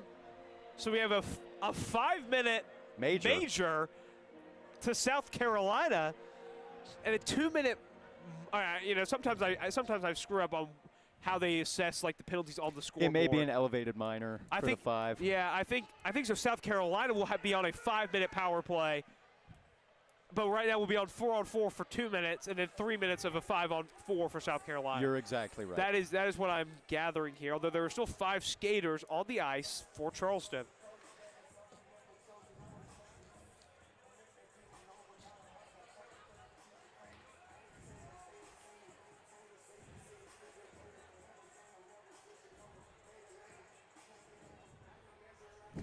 Coach Sirois for the Gamecocks, unbothered. Yeah, you know, hey, undaunted. I mean, you can kind of be unbothered when you're up 7 with at the end of the second, right? Only for so long, though. I mean, despite the fact that they've been up large increments, the Gamecocks have been aggressive as ever. I mean, you know, my case being proved right in front of us. We're having a 10-minute legal dispute about a hockey fight. Yeah, you know, it feels like I'm watching an episode of Law and Order. Dun dun. Finally getting a report back to 87 and Sacco for the Cougars, as Peter Papadopoulos and another Gamecock also conversing in their respective nets. Some guys have gone over to the goalies to try and keep them company during all this. I mean, it's been like 8 years since we had actual hockey play. Yeah. I've started to forget what a hockey is. Tyler, I'm scared. It's dark. What's hockey? I don't know. It's not this. I thought we were at the State House. I'm scared. Well, it looks like we might be coming back to hockey I doubt quite it. soon. Actually, no, there are like 8 Charlestonians on the While we're ice. here, are you excited for Mets Phillies? I'm not as a Braves fan, but I am. I love good hate-filled October baseball. Just kind of like going off of what we've seen here so far. All right, so right now, South Carolina and Charleston both have 4 skaters on the ice. So I think our initial thoughts were right. Yes. Hey, Red October, baby. Yeah, well, I'm more of hey, Yankees, Royals, and Tigers, Guardians will be great. I just can't bring myself to watch the National League right now. You don't have to watch them right now because we got hockey back. Well, obviously, Truth Nuke from the color commentary. And now, we are finally back underway with 3:20 to go here in the second period. So both teams got to get a little reacclimated. I'm surprised we didn't see warm-ups happen. Okay, the riffing will stop, but Charleston has it now in the attacking zone, but it's deflected out. Gamecocks coming now with it. Looking for a pass-back opportunity, had Josh Wilkins crashing. He moves it down. Bonsukin was open, but Dunphy intercepted the pass for his own teammate. Declan Joyce bringing it out for Charleston. Over, back to Joyce. Looking for a rebound out in front. Papadopoulos was leading. They just couldn't quite get a clean stick to it. Saved by Papadopoulos. And now here come the Gamecocks. They have an opportunity. Fired on above the net by number 15, Savario Marcella. Declan Joyce looking to retain possession behind his own net. And now the Gamecocks intercept the pass. Can they touch up? They do. It's onside. Richatelli making a move. He has someone backdoor. It's Pushkar. And a sprawling save by Sacco. Oh, Sacco with a great save. Looks like he stopped that with his hips. And he had no idea. He just knew that maybe it was somewhere underneath him, so he held that position as long as he could until the refs blew the whistle. What a great play by Sacco. Pushkar was lurking like a shark in the waters, and he got it, but he didn't really get it cleanly. He just kind of like shot it into the chest of Sacco. It hit his lower chest, hips area, and then he fell down on top of it. Face-off coming glove side of Sacco. Yep, it'll be Colin Reed. And Reed, we're getting a little discussion from officials. 47 seconds remaining on the penalty to South Carolina. Ronan Mulcairn, Ben Richatelli out there for South Carolina. On the blue line, Colin Reed taking the face-off with Jake Pushkar to his right. Charleston wins the face-off, however, but the Gamecocks, of course, they've just hemmed them in their own zone. But there's a turnover out in front. Getting to it, Papadopoulos with the save off the stick of Sean O'Reilly. That one is leaking out in front. Coming down to collect it are the Cougars who put it on. Saved by Papadopoulos. And then they chance at a little bit of a wraparounder. They almost shot it off the skate of Papadopoulos in, like their first goal. That one is sit down for icing.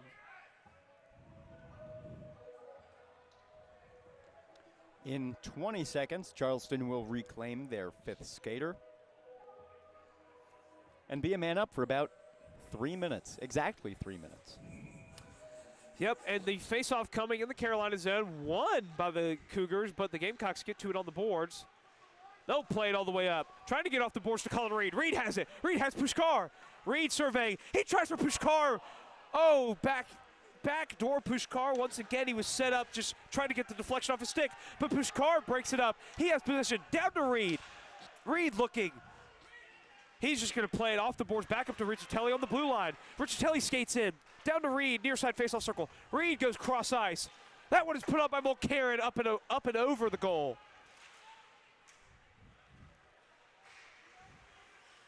That one dislodged a stick of a Cougar by Richatelli. He skates it in now. He's got Pushkar behind him. The Gamecocks officially a man up.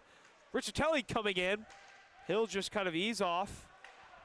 And they'll reset. Kind of forcing Charleston to expend energy skating after the puck. Then they'll play it all the way down. That one had to be played by Sacco. And he'll ice it with 42.6 seconds to go. Yep. And the Gamecocks will have a face-off in the offensive zone. looks like a little line change for the Cougars. They've got a man up.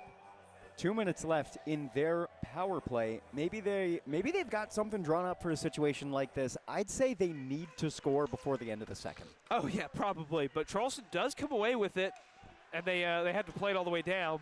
Gamecocks get it back. Nick Kay was able to deflect it, so no icing. 30 seconds remain in the period. Charleston coming away with it. 2 minutes to go on the power play for South Carolina. And that'll be Joyce bringing it in. Although South Carolina was able to defuse that one harmlessly. It's chipped up, and it will be no icing by South Carolina. 10 seconds remain in the period. Up the boards, Nick Kay has it. Kay looking, they'll just play it back. 3 seconds to go. The Gamecocks are just gonna take the time out of this one, and the second period will end with an 8-1 South Carolina advantage. They will come out in the third period with a minute 34 of power play time. And the refs are trying to keep South Carolina back as Charleston enters the locker room.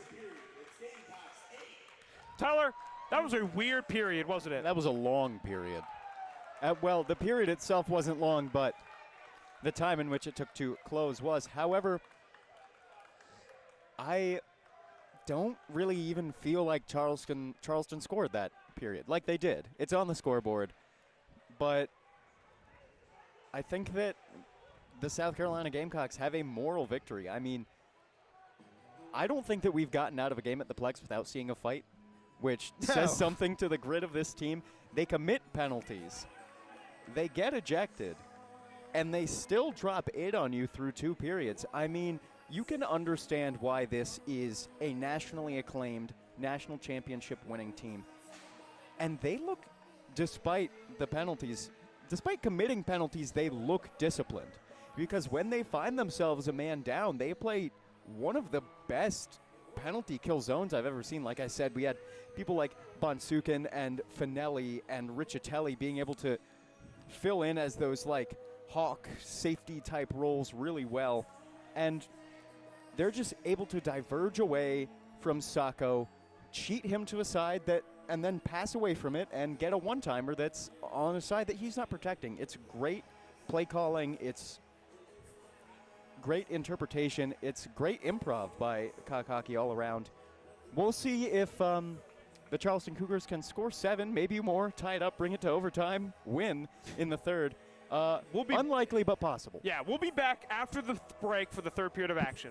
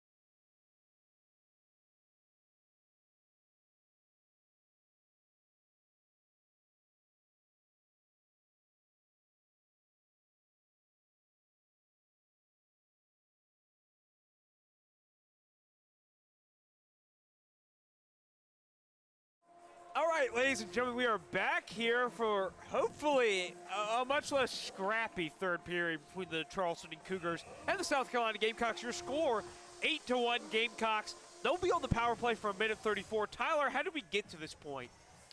Well, not to I told you so, JP. Actually, South Carolina will be a man down for a minute 34, and we got here. No, that's not. Oh, wait, what? No. That is true. I don't know. I think they're just trying to figure out who's going out there because we were on a 5-minute power play. Well, we got here from a massive fight that broke out. That we know is true. A Zachary List ejection as well. I mean, it all kind of stemmed from a late hit from number 13, Kyle Hunter. As, yes, 4 men on the ice for the Gamecocks, 5 on the ice for the Charleston Cougars. I think you just read the scoreboard wrong, big guy. I don't know, because based off how the scoreboard is usually oriented, it should be. We were up a man at the end of this. Am I going insane? You're going insane. No, the second period was so long that you fully went insane and can't read a hockey scoreboard anymore. No, I just think I think the scoreboard people messed this one up. That'll be my takeaway. But as we start here, you know, the Cougars have it back behind their net. They got a lot of ground to make up in this one. We've also been dealing with some stuff up here, so it's, you know. Tiredness. That and other stuff. But, yeah, the Cougars down 8-1. You know, we'll see. Oh, my God, that was almost, you know, number 14 for the Gamecocks. Matthew Winkleblick was down, and he almost got a face full of puck. That one is sent all the way down to continue to kill off this penalty kill for the Gamecocks. 19-10 remaining in the third.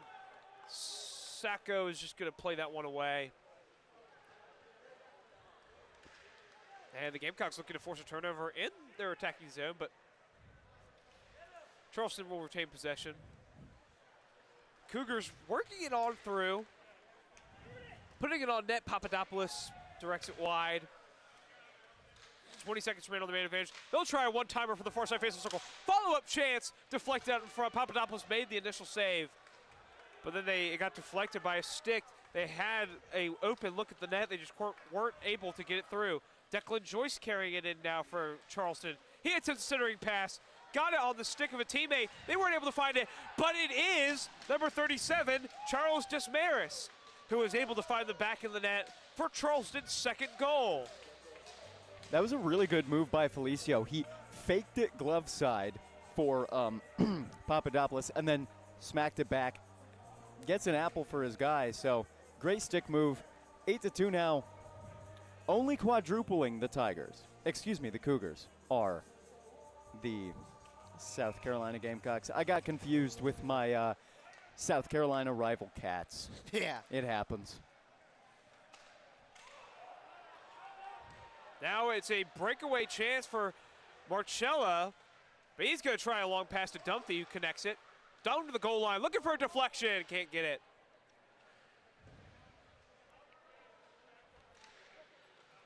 Gamecock still with it, back behind the net, working it. Hammered down on the boards, and now another big hit, and we have a whistle. And here we go again. There was a big hit on Colin Reed on the boards, and then a follow-up shove that looked more like a cross-check. No longer a fight, now just a mass standing over an official trying to break 2 players up.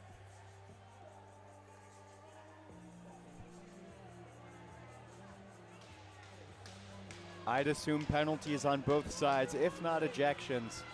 I mean, Tommy It's Locken. another ejection.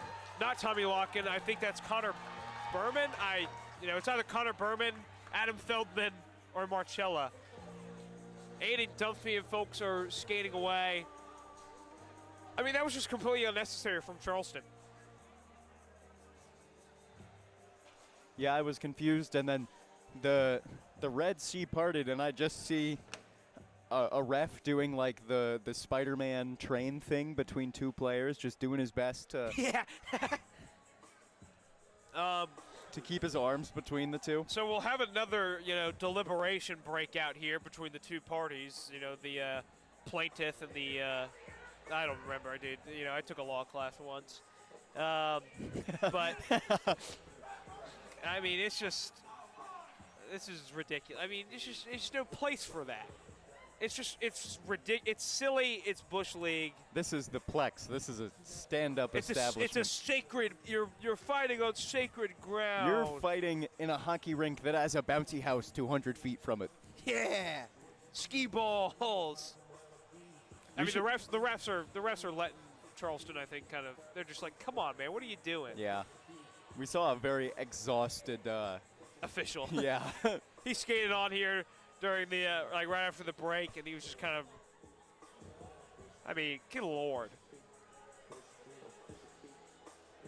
Coming off of the longest second period in recorded history of hockey, hopefully not the same for the third. I mean, who's to say? Who's to say? Not me.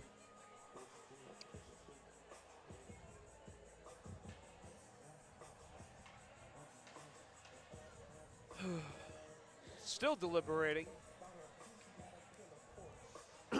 Now number 25 for Charleston, Sean O'Reilly and Jake Pushkar are meeting with the officials, trying to just get a read on the situation. Someone is heading to the box for Charleston. It's number 17, Max Brandy. He's joining somebody already in there. I think that's that's Dismaris, who's actually leaving. Switching out 1-7 for 3-7. Yeah, but Dismaris and this official are still skating away. I think he might be being ejected. Blowing kisses to the audience. Yeah, but down 8-2, that doesn't really have the same effect. So Dismaris ejected. He's a goal scorer on the night. The website did not really have much, so who knows if he's really. Well, 1 of 2 on the night for Charleston. Yeah, he's been huge tonight. Yep. So we currently have 2-minute minors assessed to both teams, but nobody in the box for South Carolina. As well as a 5-minute major now to Charleston.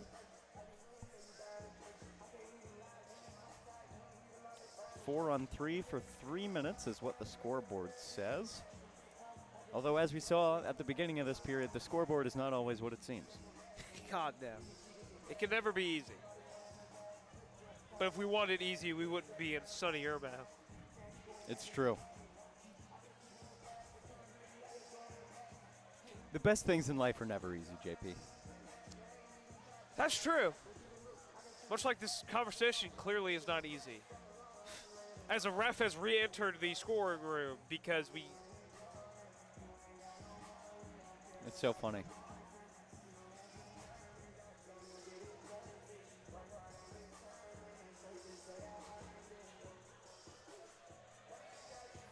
Someone is skating off for the Gamecocks. Seems as though that 2-minute minor that was on Charleston has now been wiped at the scoreboard. We have a 5-minute. Nope. Now Colin Reed. Colin Reed skates off for the Gamecocks. Seemingly his night is done. A great game from him. 2 goals on the night. I believe an assist as well. He was absolutely killing, just skating past Charleston defenders, even on penalty kills. Yep, and we're still deliberating.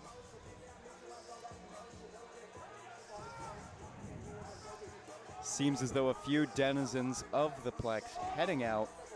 Or at least maybe they're just trying to get closer so they can hear what's going on. Maybe they're getting a hot dog.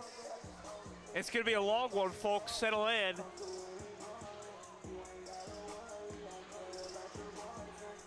Nobody seems to know what's going on. No, we're really just looking more and more discussions by the officials. I'm halfway out the window. It seems like we might finally get to play hockey again, ladies and gentlemen. Let's lock in. But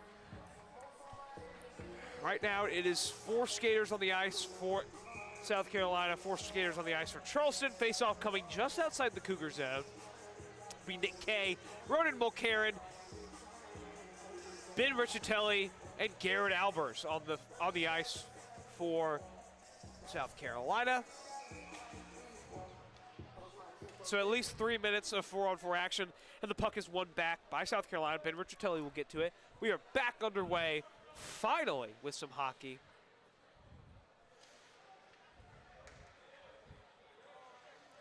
And the Gamecocks are just... They want to go home. They're making up for lost time here behind the net. I mean, they're really trying to get to their man advantage. See, they fixed it because they had... See, they had the penalty minutes on the... I think South Carolina is trying to get to their end of the power play. So they did have the scoreboard wrong, Tyler. That's not my job. No, it's not, but I win. No, but Charleston coming away with it now. It's Declan Joyce again. Excuse me, no, that's number 16, John Felicio, who's also been one of Charleston's best players so far. Nick Kay plays it up to himself. He's got an opportunity. Near side, Kay. Cross-ice pass, shot on, deflected wide. What is the color commentator's job if not to bicker with the play-by-play man as if I was your longtime wife, which I'm not. You know, in an 8-2 game. But we'll get a face-off, far side face-off circle, glove or stick side of Sacco. One back by the Gamecocks. They'll get it over to Mulcairn. Mulcairn will put it on, looking for a deflection. Trying to get 5-hole. Sacco made the initial save, and he's able to just get a glove on it.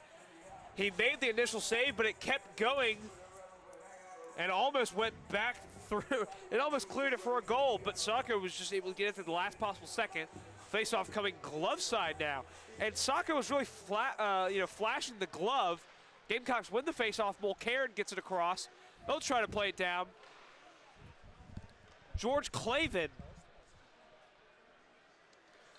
He's skating around with it now for the Gamecocks. He's got a near side face-off circle. He puts it on, and Sacco makes a save. Up the boards, but Charleston has it now. They're playing it up. And a huge, almost, Ben Richartelli could have depleted somebody, but he chose to play the puck smartly. That one is a big collision behind the play. Kept in, Ronan Mulcairn. Mulcairn thought about doing a toe drag, but thought better of it. Pushkar, and the Gamecocks now coming away with it. 10 seconds left on 4-on-4 hockey. Mulcairn playing it to himself.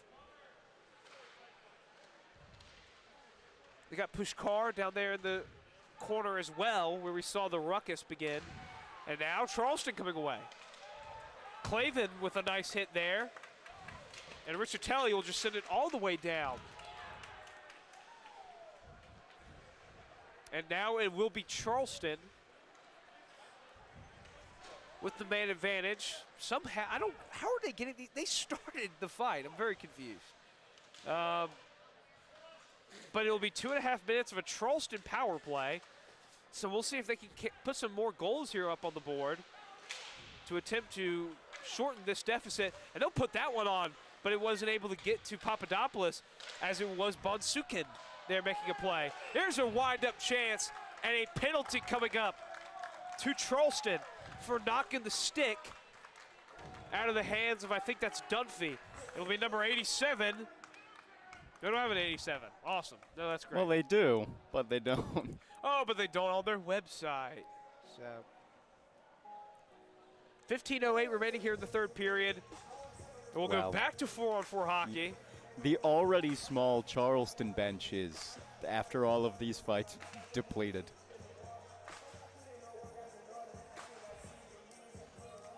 And despite this animosity at the Plex, Gamecock players still clapping along to the beat. Coach Serwa still in good spirits. Oh, everyone's having fun because the Gamecocks are up 8-2 on the scoreboard.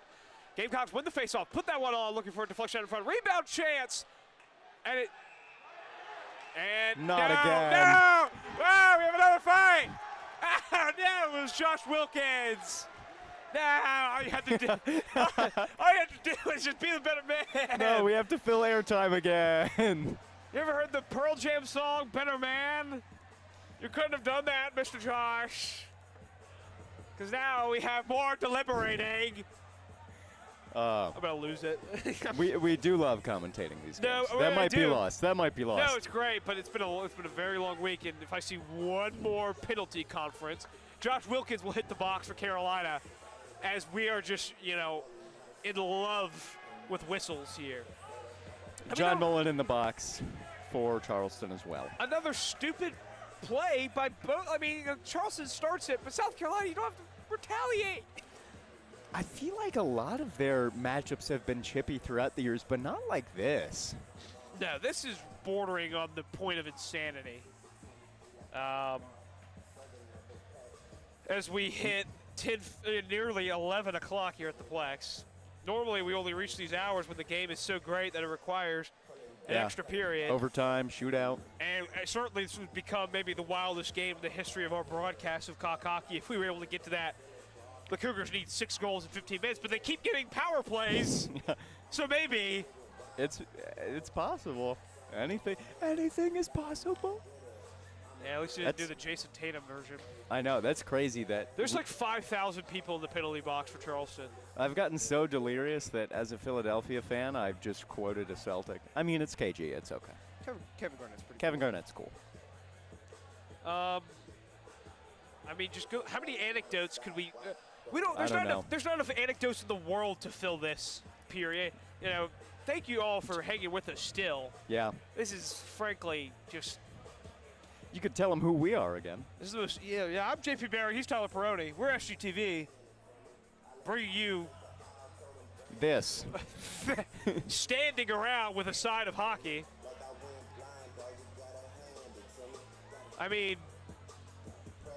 We may be approaching levels of actual hockey play again. I don't wish to jinx anything. Charleston only has 3 skaters on the ice. I think we're about to see the vaunted 4-on-3. There's not enough. Dude, I said the bench. Charleston's bench is. You can't even play pickup basketball with the amount of guys on Charleston's bench right now. Fans are getting restless. I'm getting restless.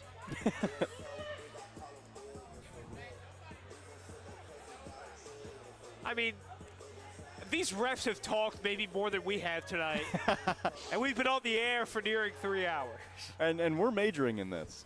Yeah, it's our job. Dylan Greeley. We haven't said his name all. No, I just wanted to. Not Dylan Greeley. He's the old 22. Yeah, I was going to say he's not even on this roster anymore. Yeah, no, he graduated. Shout out Dylan Greeley. Yeah, hey, let's just name some guys, dude. Hey. Let's.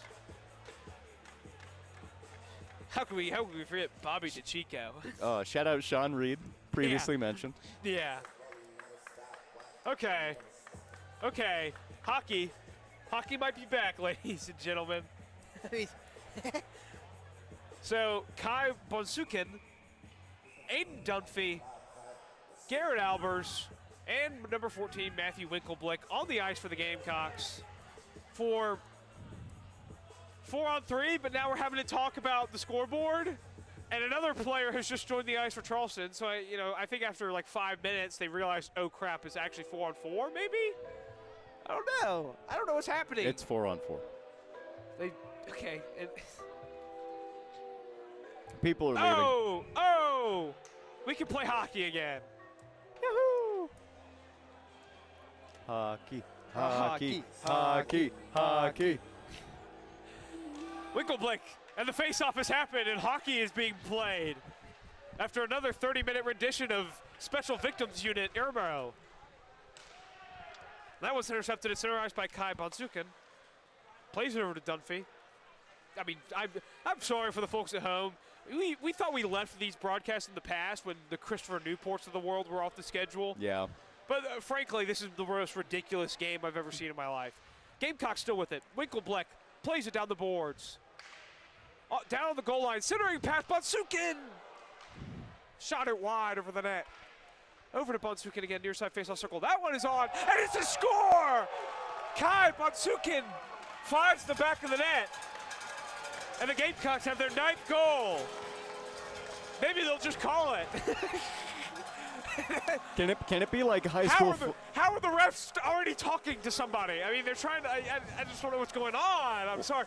What if we implemented the high school football running clock rule? No more whistles. I don't. But a great goal by Bonsuken. You could really feel that one coming. He's had some great shots so far, set up some really good opportunities. I think he earned that one, and he just picked the top of the corner right over the shoulder of Sacco. There's nothing he could do. Well, Bonsuken, highly touted prospect out of Dallas, Texas, played for the Youth Stars team for, I believe I saw on his profile, over 5 years, approaching nearly a decade with the Youth Stars. But and we want 10 chance of broken out here at the Plex. And Charleston just tripped behind their own net. That's been that kind of night for the Cougars, and they've turned it over. Connor Berman, a hound dog, Jake Pushkar and Enzo Finelli just playing very aggressive defense as well. Almost like they're obliging to the chance of the crowd here at the Plex, which has still remained pretty packed despite the long run time of this game. I mean, pad your stats. Yep, exactly. Connor, almost a potential delay of game on South Carolina, and Charleston almost just committed blatant offsides because it would have been funny, I guess. I mean, we'll play it up to Drew Henderson and pretend that one didn't happen. Henderson carrying it in. He'll fire on. Pad save of Sacco. Gamecocks still with it. Near side board corner, fished out by Carolina. They've got a breakaway chance for Charleston, and oh my God, did we just get another penalty to South Carolina? Slashing. It was, yeah, no, I mean, it was. But can we be serious, guys? I mean, they still have to ref. Dude, no. I feel like Al Michaels on Thursday Night Football. Dude, he was so mad in the Giants Cowboys game with all the penalties. I guess they'll just, they're not gonna. You think the officials get commission? I have no idea. And that one is a one-timer off the face-off win for Charleston, but it's saved by Papadopoulos. Backhanded chance wide of the net. 13-10 remaining in this one. Gamecock skating away with it. It's Connor Berman who will play it up, and it's offsides. Why can't we all just get along? Why can't we be friends? Why can't we be friends? It was actually icing. So it'll come all the way back to the Carolina zone. This one has gotten delirious quickly. But face-off coming, won by Charleston, and then a whiffed shot attempt hit a Gamecock player right in the face. It was Enzo Finelli. Not a penalty because it was the follow-through of a shot, but still just, I don't think Enzo Finelli cares if it was a penalty or not. And then a takedown, and there will be a penalty coming up to Charleston. That one was tripping. Whistles with the side of hockey here. Josh Wilkins finally exits the box for Carolina. And with 12:45 to go in this one, South Carolina will be going on the power play looking for goal number 10. You know what this game has taught me? There may be no venue, no fan base more loyal in the College Hockey South, in AAU Division I college hockey, with a more loyal fan base than Cock Hockey. Puck dropped 8:15, 9-2 game, full of penalties. People are still here. I mean, the bleachers are mostly full. It is 11:04 p.m., 03 p.m. I mean, on a Friday night, granted, but great show out from the fans. There's a nice play by Ben Riccitelli, and he has it there in the slot, but he'll just pass it off to somebody else. Tried for a centering pass to the goal scorer, Clavin. Gamecocks come away with it. Still with it. It's Mulcairn working it down. He'll fire it on, and it's deflected up and out of play. We haven't gotten that shot to fall for Mulcairn yet. We haven't seen it, but he's got really long levers, and he stays outside just about 5 to 10 feet in front of the blue line, and he's always going for those slappers. 12 minutes left, 9-2 game, little more lackadaisical lax play. I wouldn't be surprised if he really wants one, he'll net one. Absolutely. And that one is a face-off won by Carolina. They got it there in the boards, in the forbidden corner. They'll come away with it. Riccitelli has it on the blue line. Riccitelli working it down, tried for a centering pass, and Declan Joyce was able to intercept it, but Nick Kay keeps it in. Now Joyce really comes away with it, and he loses it again. Nick Kay. And the Gamecocks keep it in. It's Riccitelli down with a great pass to number 16, Feldman. Feldman works it around. Back up to Riccitelli. Riccitelli, it's deflected by a stick. But Nick Kay with a shot on, and it's wide of the net. Mulcairn will fish it down. Clavin kind of lost it there. And Declan Joyce tried to break it up again to institute a rush, but he couldn't quite get his stick to it afterwards. Gamecock still keeping it in. And it's finally cleared on accident by a Gamecock with 38 seconds remaining on the power play. And South Carolina will entry. Nick Kay has it. Toe drag fired, deflected off the pad of Sacco. Gamecock still with it. Nick Kay with it. He'll put it on. And it's deflected up and out of play with 17 seconds remaining on the power play. 11:01 to play.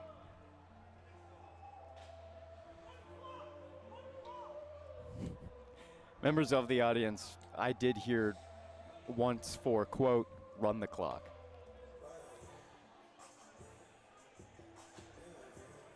This is hockey in its purest form, whether you believe it or not. JP doesn't believe it. He just shook his head at me. I'm just, that amongst other things. And it looks like a Gamecock just left the game. Didn't quite see who it was, but goodbye. Hope you have a great night. Absolutely. Gamecock still keeping it in on this power play, and Charleston has finally cleared it on purpose. It's Dunphy carrying it in now, but it's deflected by a Charleston player.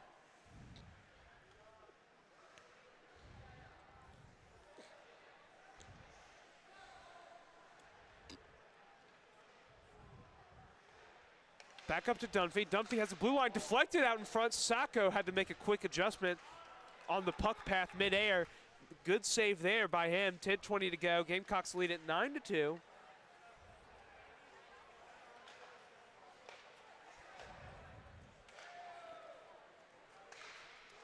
That one's put on and deflected. Backhanded chance saved by Sacco. And it's cleared. And it's going to make it the length of the ice for icing with 10:01 left to go here in the third. It's going to come all the way back down to the Charleston zone. Tyler, Charleston's not even really trying to do anything offensively. I think right now all they want to do is just clear the puck and maybe get into some more fights. I'm not going to speak for them.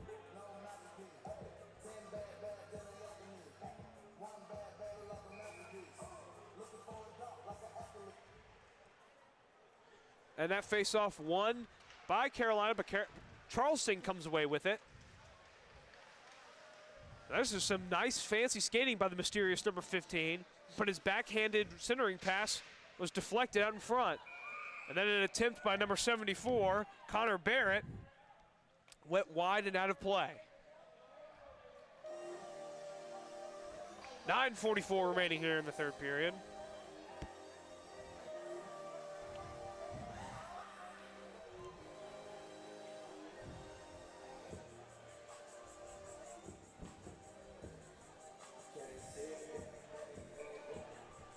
Face-off coming near side, and it's won by the Gamecocks. 9:40 to go. Brendan Flaherty has it behind the net. He'll try to play it up to Pushkar, but it was a little out in front. Still kept in center ice. Ronan Mulcairn getting to it.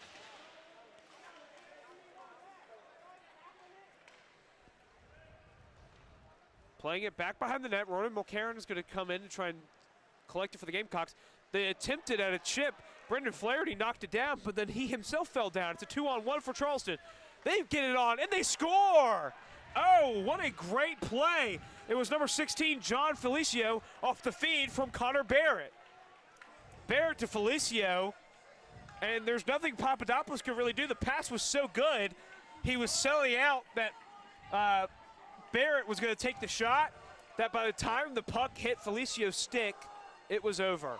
He was hugging the opposite post, and he just can't make up that much ground that fast with that many pads on. It happens. That's how goals get scored in hockey. Absolutely. And now it's 9-3 with 9 minutes to go. And Charleston Do they have a little bit of a stunning comeback in them as they'll win possession here? Gamecocks clear it, and now Nick Kay off a great backhanded pass. Kay shoots, Kay scores! The answer from Nick Kay. Does Charleston have a comeback in them? No, says the alternate. Oh my goodness, what a play. 10-3 South Carolina with 8:49 remaining. These Cougars look defeated, man. I mean, you wrestle momentum back off a beautiful finish by one of your best players. And then South Carolina pulls off a actual Olympic move, and you're back down 7. Charleston, however, does get the puck. Declan Joyce off of a turnover, but it's immediately won back by South Carolina.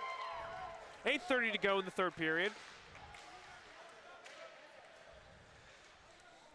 Charleston firing up to center ice. They do have an opportunity here, though. And oh my gosh, Drew Henderson just delivered the boom to Sean O'Reilly. It looked like a clean hit. They're just trying to keep things from escalating.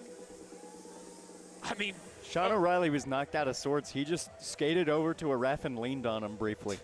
That was a upper body collision. Drew Henderson just stood his ground, and O'Reilly kind of just ran into him.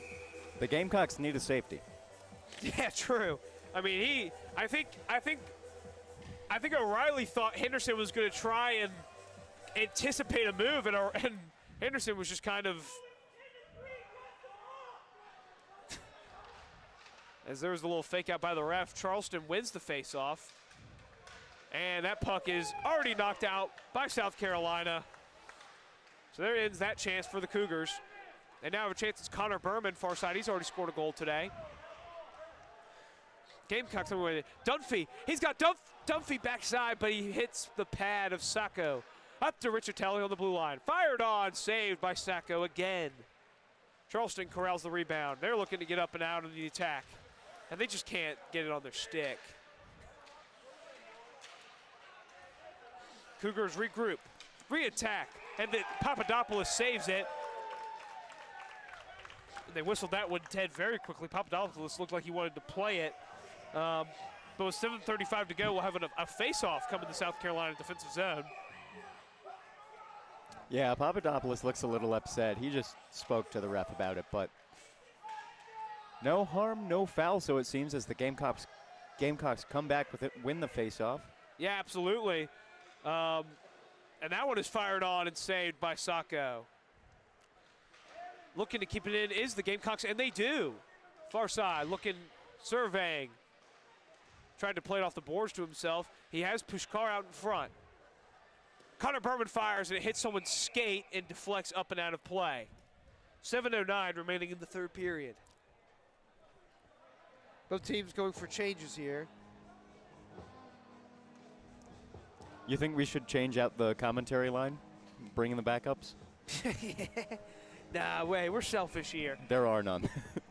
Yeah, they were at soccer tonight. I'm just kidding. No, but the face-off is won away by Charleston. They'll look to clear and maybe get on the attack, try to get that one goal back. That one is played up by Felicio, who had the goal. He's trying to skate all the way around. He had it on his stick. Papadopoulos was hugging the post very well, though. 6:50 remaining in the third period. South Carolina has it back behind their own net. Skating it up. Tried for a through pass to Mulcairn, and it won't quite get through. Looked like he might have had a chance there. Great look. But Mulcairn is still going to fight for it, and they win possession back. Oh, he just tried to flip it up and over the net. He tried to flip it up and over the net, and the puck got stuck in the net. So we'll have a whistle there with 6:33 to go. But that was almost a highlight reel play by Ronan Mulcairn. Yeah, I believe you were on the call when the Gamecocks won in extra period off of a Michigan? No, that was almost a year ago, I think, at this point. But weren't you on the call? No, we did the Friday night game where they lost in double overtime to Liberty. Right. Or something like that. There's a big hit delivered on the boards, but South Carolina still coming away with it. Centering pass, fires, he scores! What a goal there by Ronan Mulcairn. I told you he was going to net one. He finally finds the back of the net. It was a very muted celebration. It was mostly just kind of like, you could see the relief wash over him. I'm a numbers guy. Something kind of cute. Goal number 11. Number 11. That's a good one. That is a good one. And we're not even doing like a full-out celebration. We're getting straight to the puck drop. Nah. I think everyone wants to go home here. The president making his declaration on the game. Yeah, sure. The puck drop has occurred, and we're back out of array here. 6:15 to go in the third. Gamecocks intercept that one at center ice. Flaherty skates it in, but they'll whistle it offside.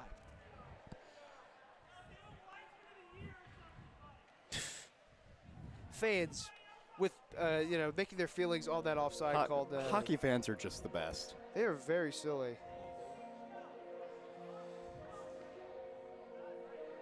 Face-off coming just outside the Charleston zone. Nick Kay on it for the Gamecocks. Joining him on the ice, Brendan Flaherty, Kai Bonsukin, the goal scorer George Clavin, and Andrew Feldman.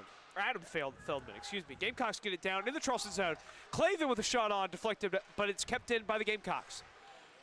Bonsukin fires, it's deflected. Flaherty getting back. An attempted rush for Charleston. Centering pass, fired on, saved Papadopoulos. And a smart play there by number 24 for the Gamecocks, George Clavin. You know, it was shot off. He made a wall around Papadopoulos. Well, but it was shot off. It was shot off of Papadopoulos out in front, and Clavin just kind of tapped it back to him so he could cover with the mitt. Faceoff will come far side faceoff circle, glove side of Papadopoulos, who's been really good tonight. So some of those goals just really are not his fault. He's faced, I think a lot more shots as this game has worn on. But Charleston wins the faceoff draw, but couldn't quite get a stick on it, so they'll have to reset. Papadopoulos has also faced a lot of shots while on the penalty kill. Exactly. Drew Henderson grabs that one down, and the Gamecocks come away with it. Henderson gets to it. Centering pass looking for Kay, goes a little wide. Kay gets it over to Feldman. Feldman with the deflection that just barely missed. Follow-up chance by Drew Henderson is missed. Henderson still has it behind the net. Henderson moving around. Passes it back out for Kay. Nick Kay moving in. Dislodged from the puck, but Clavin gets to it. Clavin, centering pass, but nobody was home. He was looking for Drew Henderson on the blue line. Henderson will just fire it over. 5 minutes remaining in the game. 11-3 Gamecocks score. Adam Feldman has it on the pass in, but he loses it. Nick Kay attempting to win back possession. That one will be chipped all the way down, but Ben Riccitelli will get his hand on it. And Riccitelli's just going to skate this one back. Declan Joyce still making himself a pest to these Gamecock puck carriers. Connor Berman now attempting to do the same. Declan Joyce will now try to carry it in for Charleston. He will. He'll make a move, but I mean, he is just shut down by the Gamecock defenders collapsing in on him. It's great defense tying up his stick without committing a penalty. Absolutely. Now Pushkar coming in. He fires, and it's deflected wide. Charleston now coming away with it. But they lose possession. It's Connor Berman who will play it back into the zone. Gamecocks need to touch up. So Charleston will be able to get to the puck. And there's a big hit by number 14, Winkleblick. Gamecocks still passing around Aiden Dunphy on the ice. He'll get it over to Bonsukin. Bonsukin moving in now. He's going to try and carry it into the zone. He will. He'll try to make a move. He does. Drops it off, and it's fired up and above the net. Nice move by Kai Bonsukin to set up his teammate Jake Pushkar, but Pushkar just pushed it a little wide. Stops his movement, lets himself glide away as he sets a moving screen and passes. Yeah, I mean, the way the puck was played there was about as perfect as you could have it. I mean, just kind of, he kept going, and the puck just slowly drifted to the stick of Pushkar. Now we have an opportunity for the Gamecocks. It'll be Dunphy looking for somebody, and the sprawled out Sacco makes the save. Dunphy's been really crafty with his stick. He hasn't cashed in a lot. I mean, he's only a sophomore. Before this game, he did have 3 points on the season. All assists, though. We'll see if later on in the season, maybe even later on in this game, still 3:24 left to go, if those crafty moves can get him one in the back of the net. Absolutely, as that one is won by Carolina, and a long shot is up and over the net. Mulcairn will get to it. He's got Flaherty up on the blue line, but he's going to play it back behind the net for Enzo Finelli. Finelli tried to get it to Mulcairn, but Mulcairn vacated his spot. Flaherty got to it to keep it. And Flaherty just sent number 17, Max Brandy, flying. But the Cougs come away with it. Tried for a centering pass to Felicio. And Ronan Mulcairn has it up the blue line for the Gamecocks. They'll skate it on into the South Carolina attacking zone. Tried to play it off for Garrett Albers, but Albers wasn't quite on it. In the corner, Cougars come away with it. They'll try to play it away, but it's kept in. Flaherty trying to shoot it on net. But a smattering of deflections knocked that one down. Gamecocks still have it. 2.5 minutes to play. That shot is saved by Sacco. Follow-up chance, shot wide. Flaherty will get into it. Cross-ice pass to Drew Henderson. Henderson with a lane. He'll shoot, saved by Sacco. And that one is shot all the way down, played by Papadopoulos to avoid the icing. So we'll get to Flaherty. 2:05 remaining here in the game. Touched up by Finelli. Henderson will carry it in now. He's got Mulcairn with him as well. Mulcairn shoots on, and he tried to shoot it through Sacco's chest, but the goaltender's rib cage remained firm. So minute 58 to go here in the third period. The Gamecocks just kind of Taking the air out of this one. You could call it victory formation, if you will.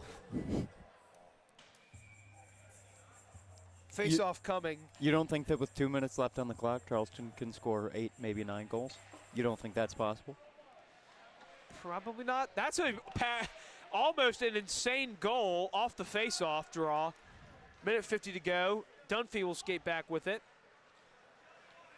I think it almost went off the back of Sacco in, but Dunphy is racing all the way down. He's going to go around. Still surveying. Centering pass out in front. Dropped off. Shot wide. And the bloodthirsty fans here always wanting more goals. Groaning at that missed opportunity to go up 12-3. But the Gamecocks not one to shy away from an opportunity. Never have been. That's why they won the Natty. And the Gamecocks still with it behind the net. Dunphy crashing into the slot. He'll take a shot, and he scores! Aiden Dunphy! What a move there by him. And someone who's been great all night, rewarded with a goal to make it 12-3.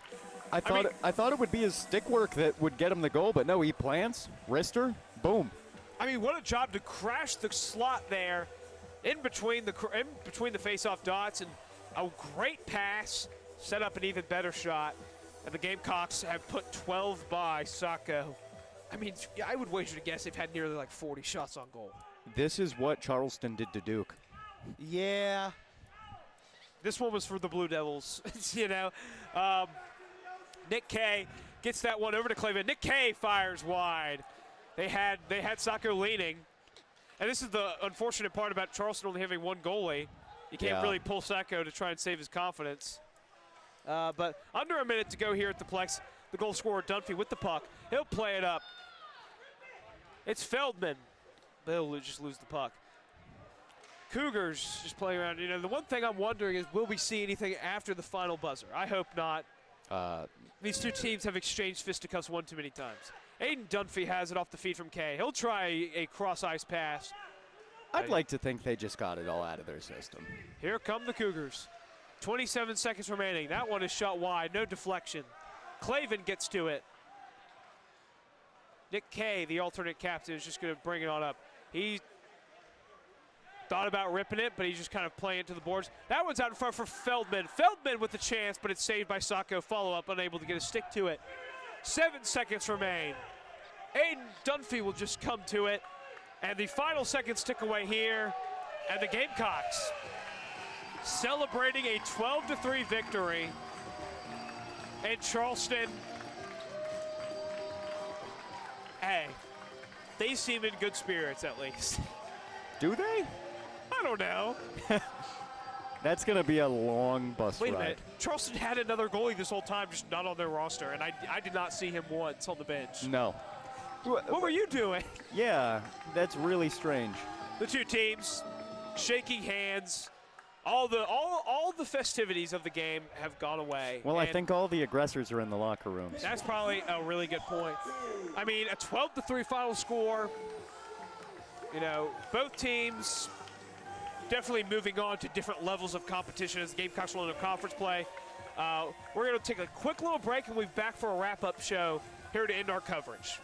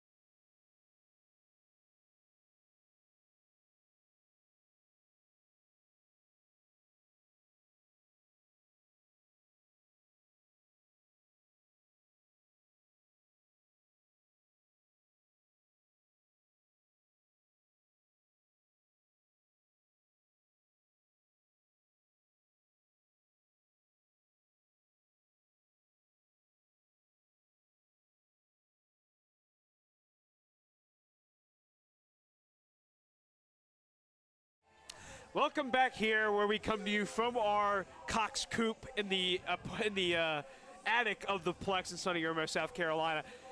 Tyler, you know, it was a great game for the Gamecocks, 12-3 win. A very diverse group of goal scorers.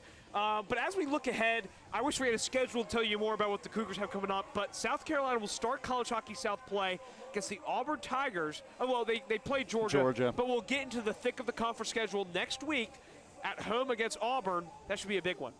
Yeah, and we'll be here with coverage, as always, as we are with all home hockey games. But 12-3, we saw a lot of goal scorers.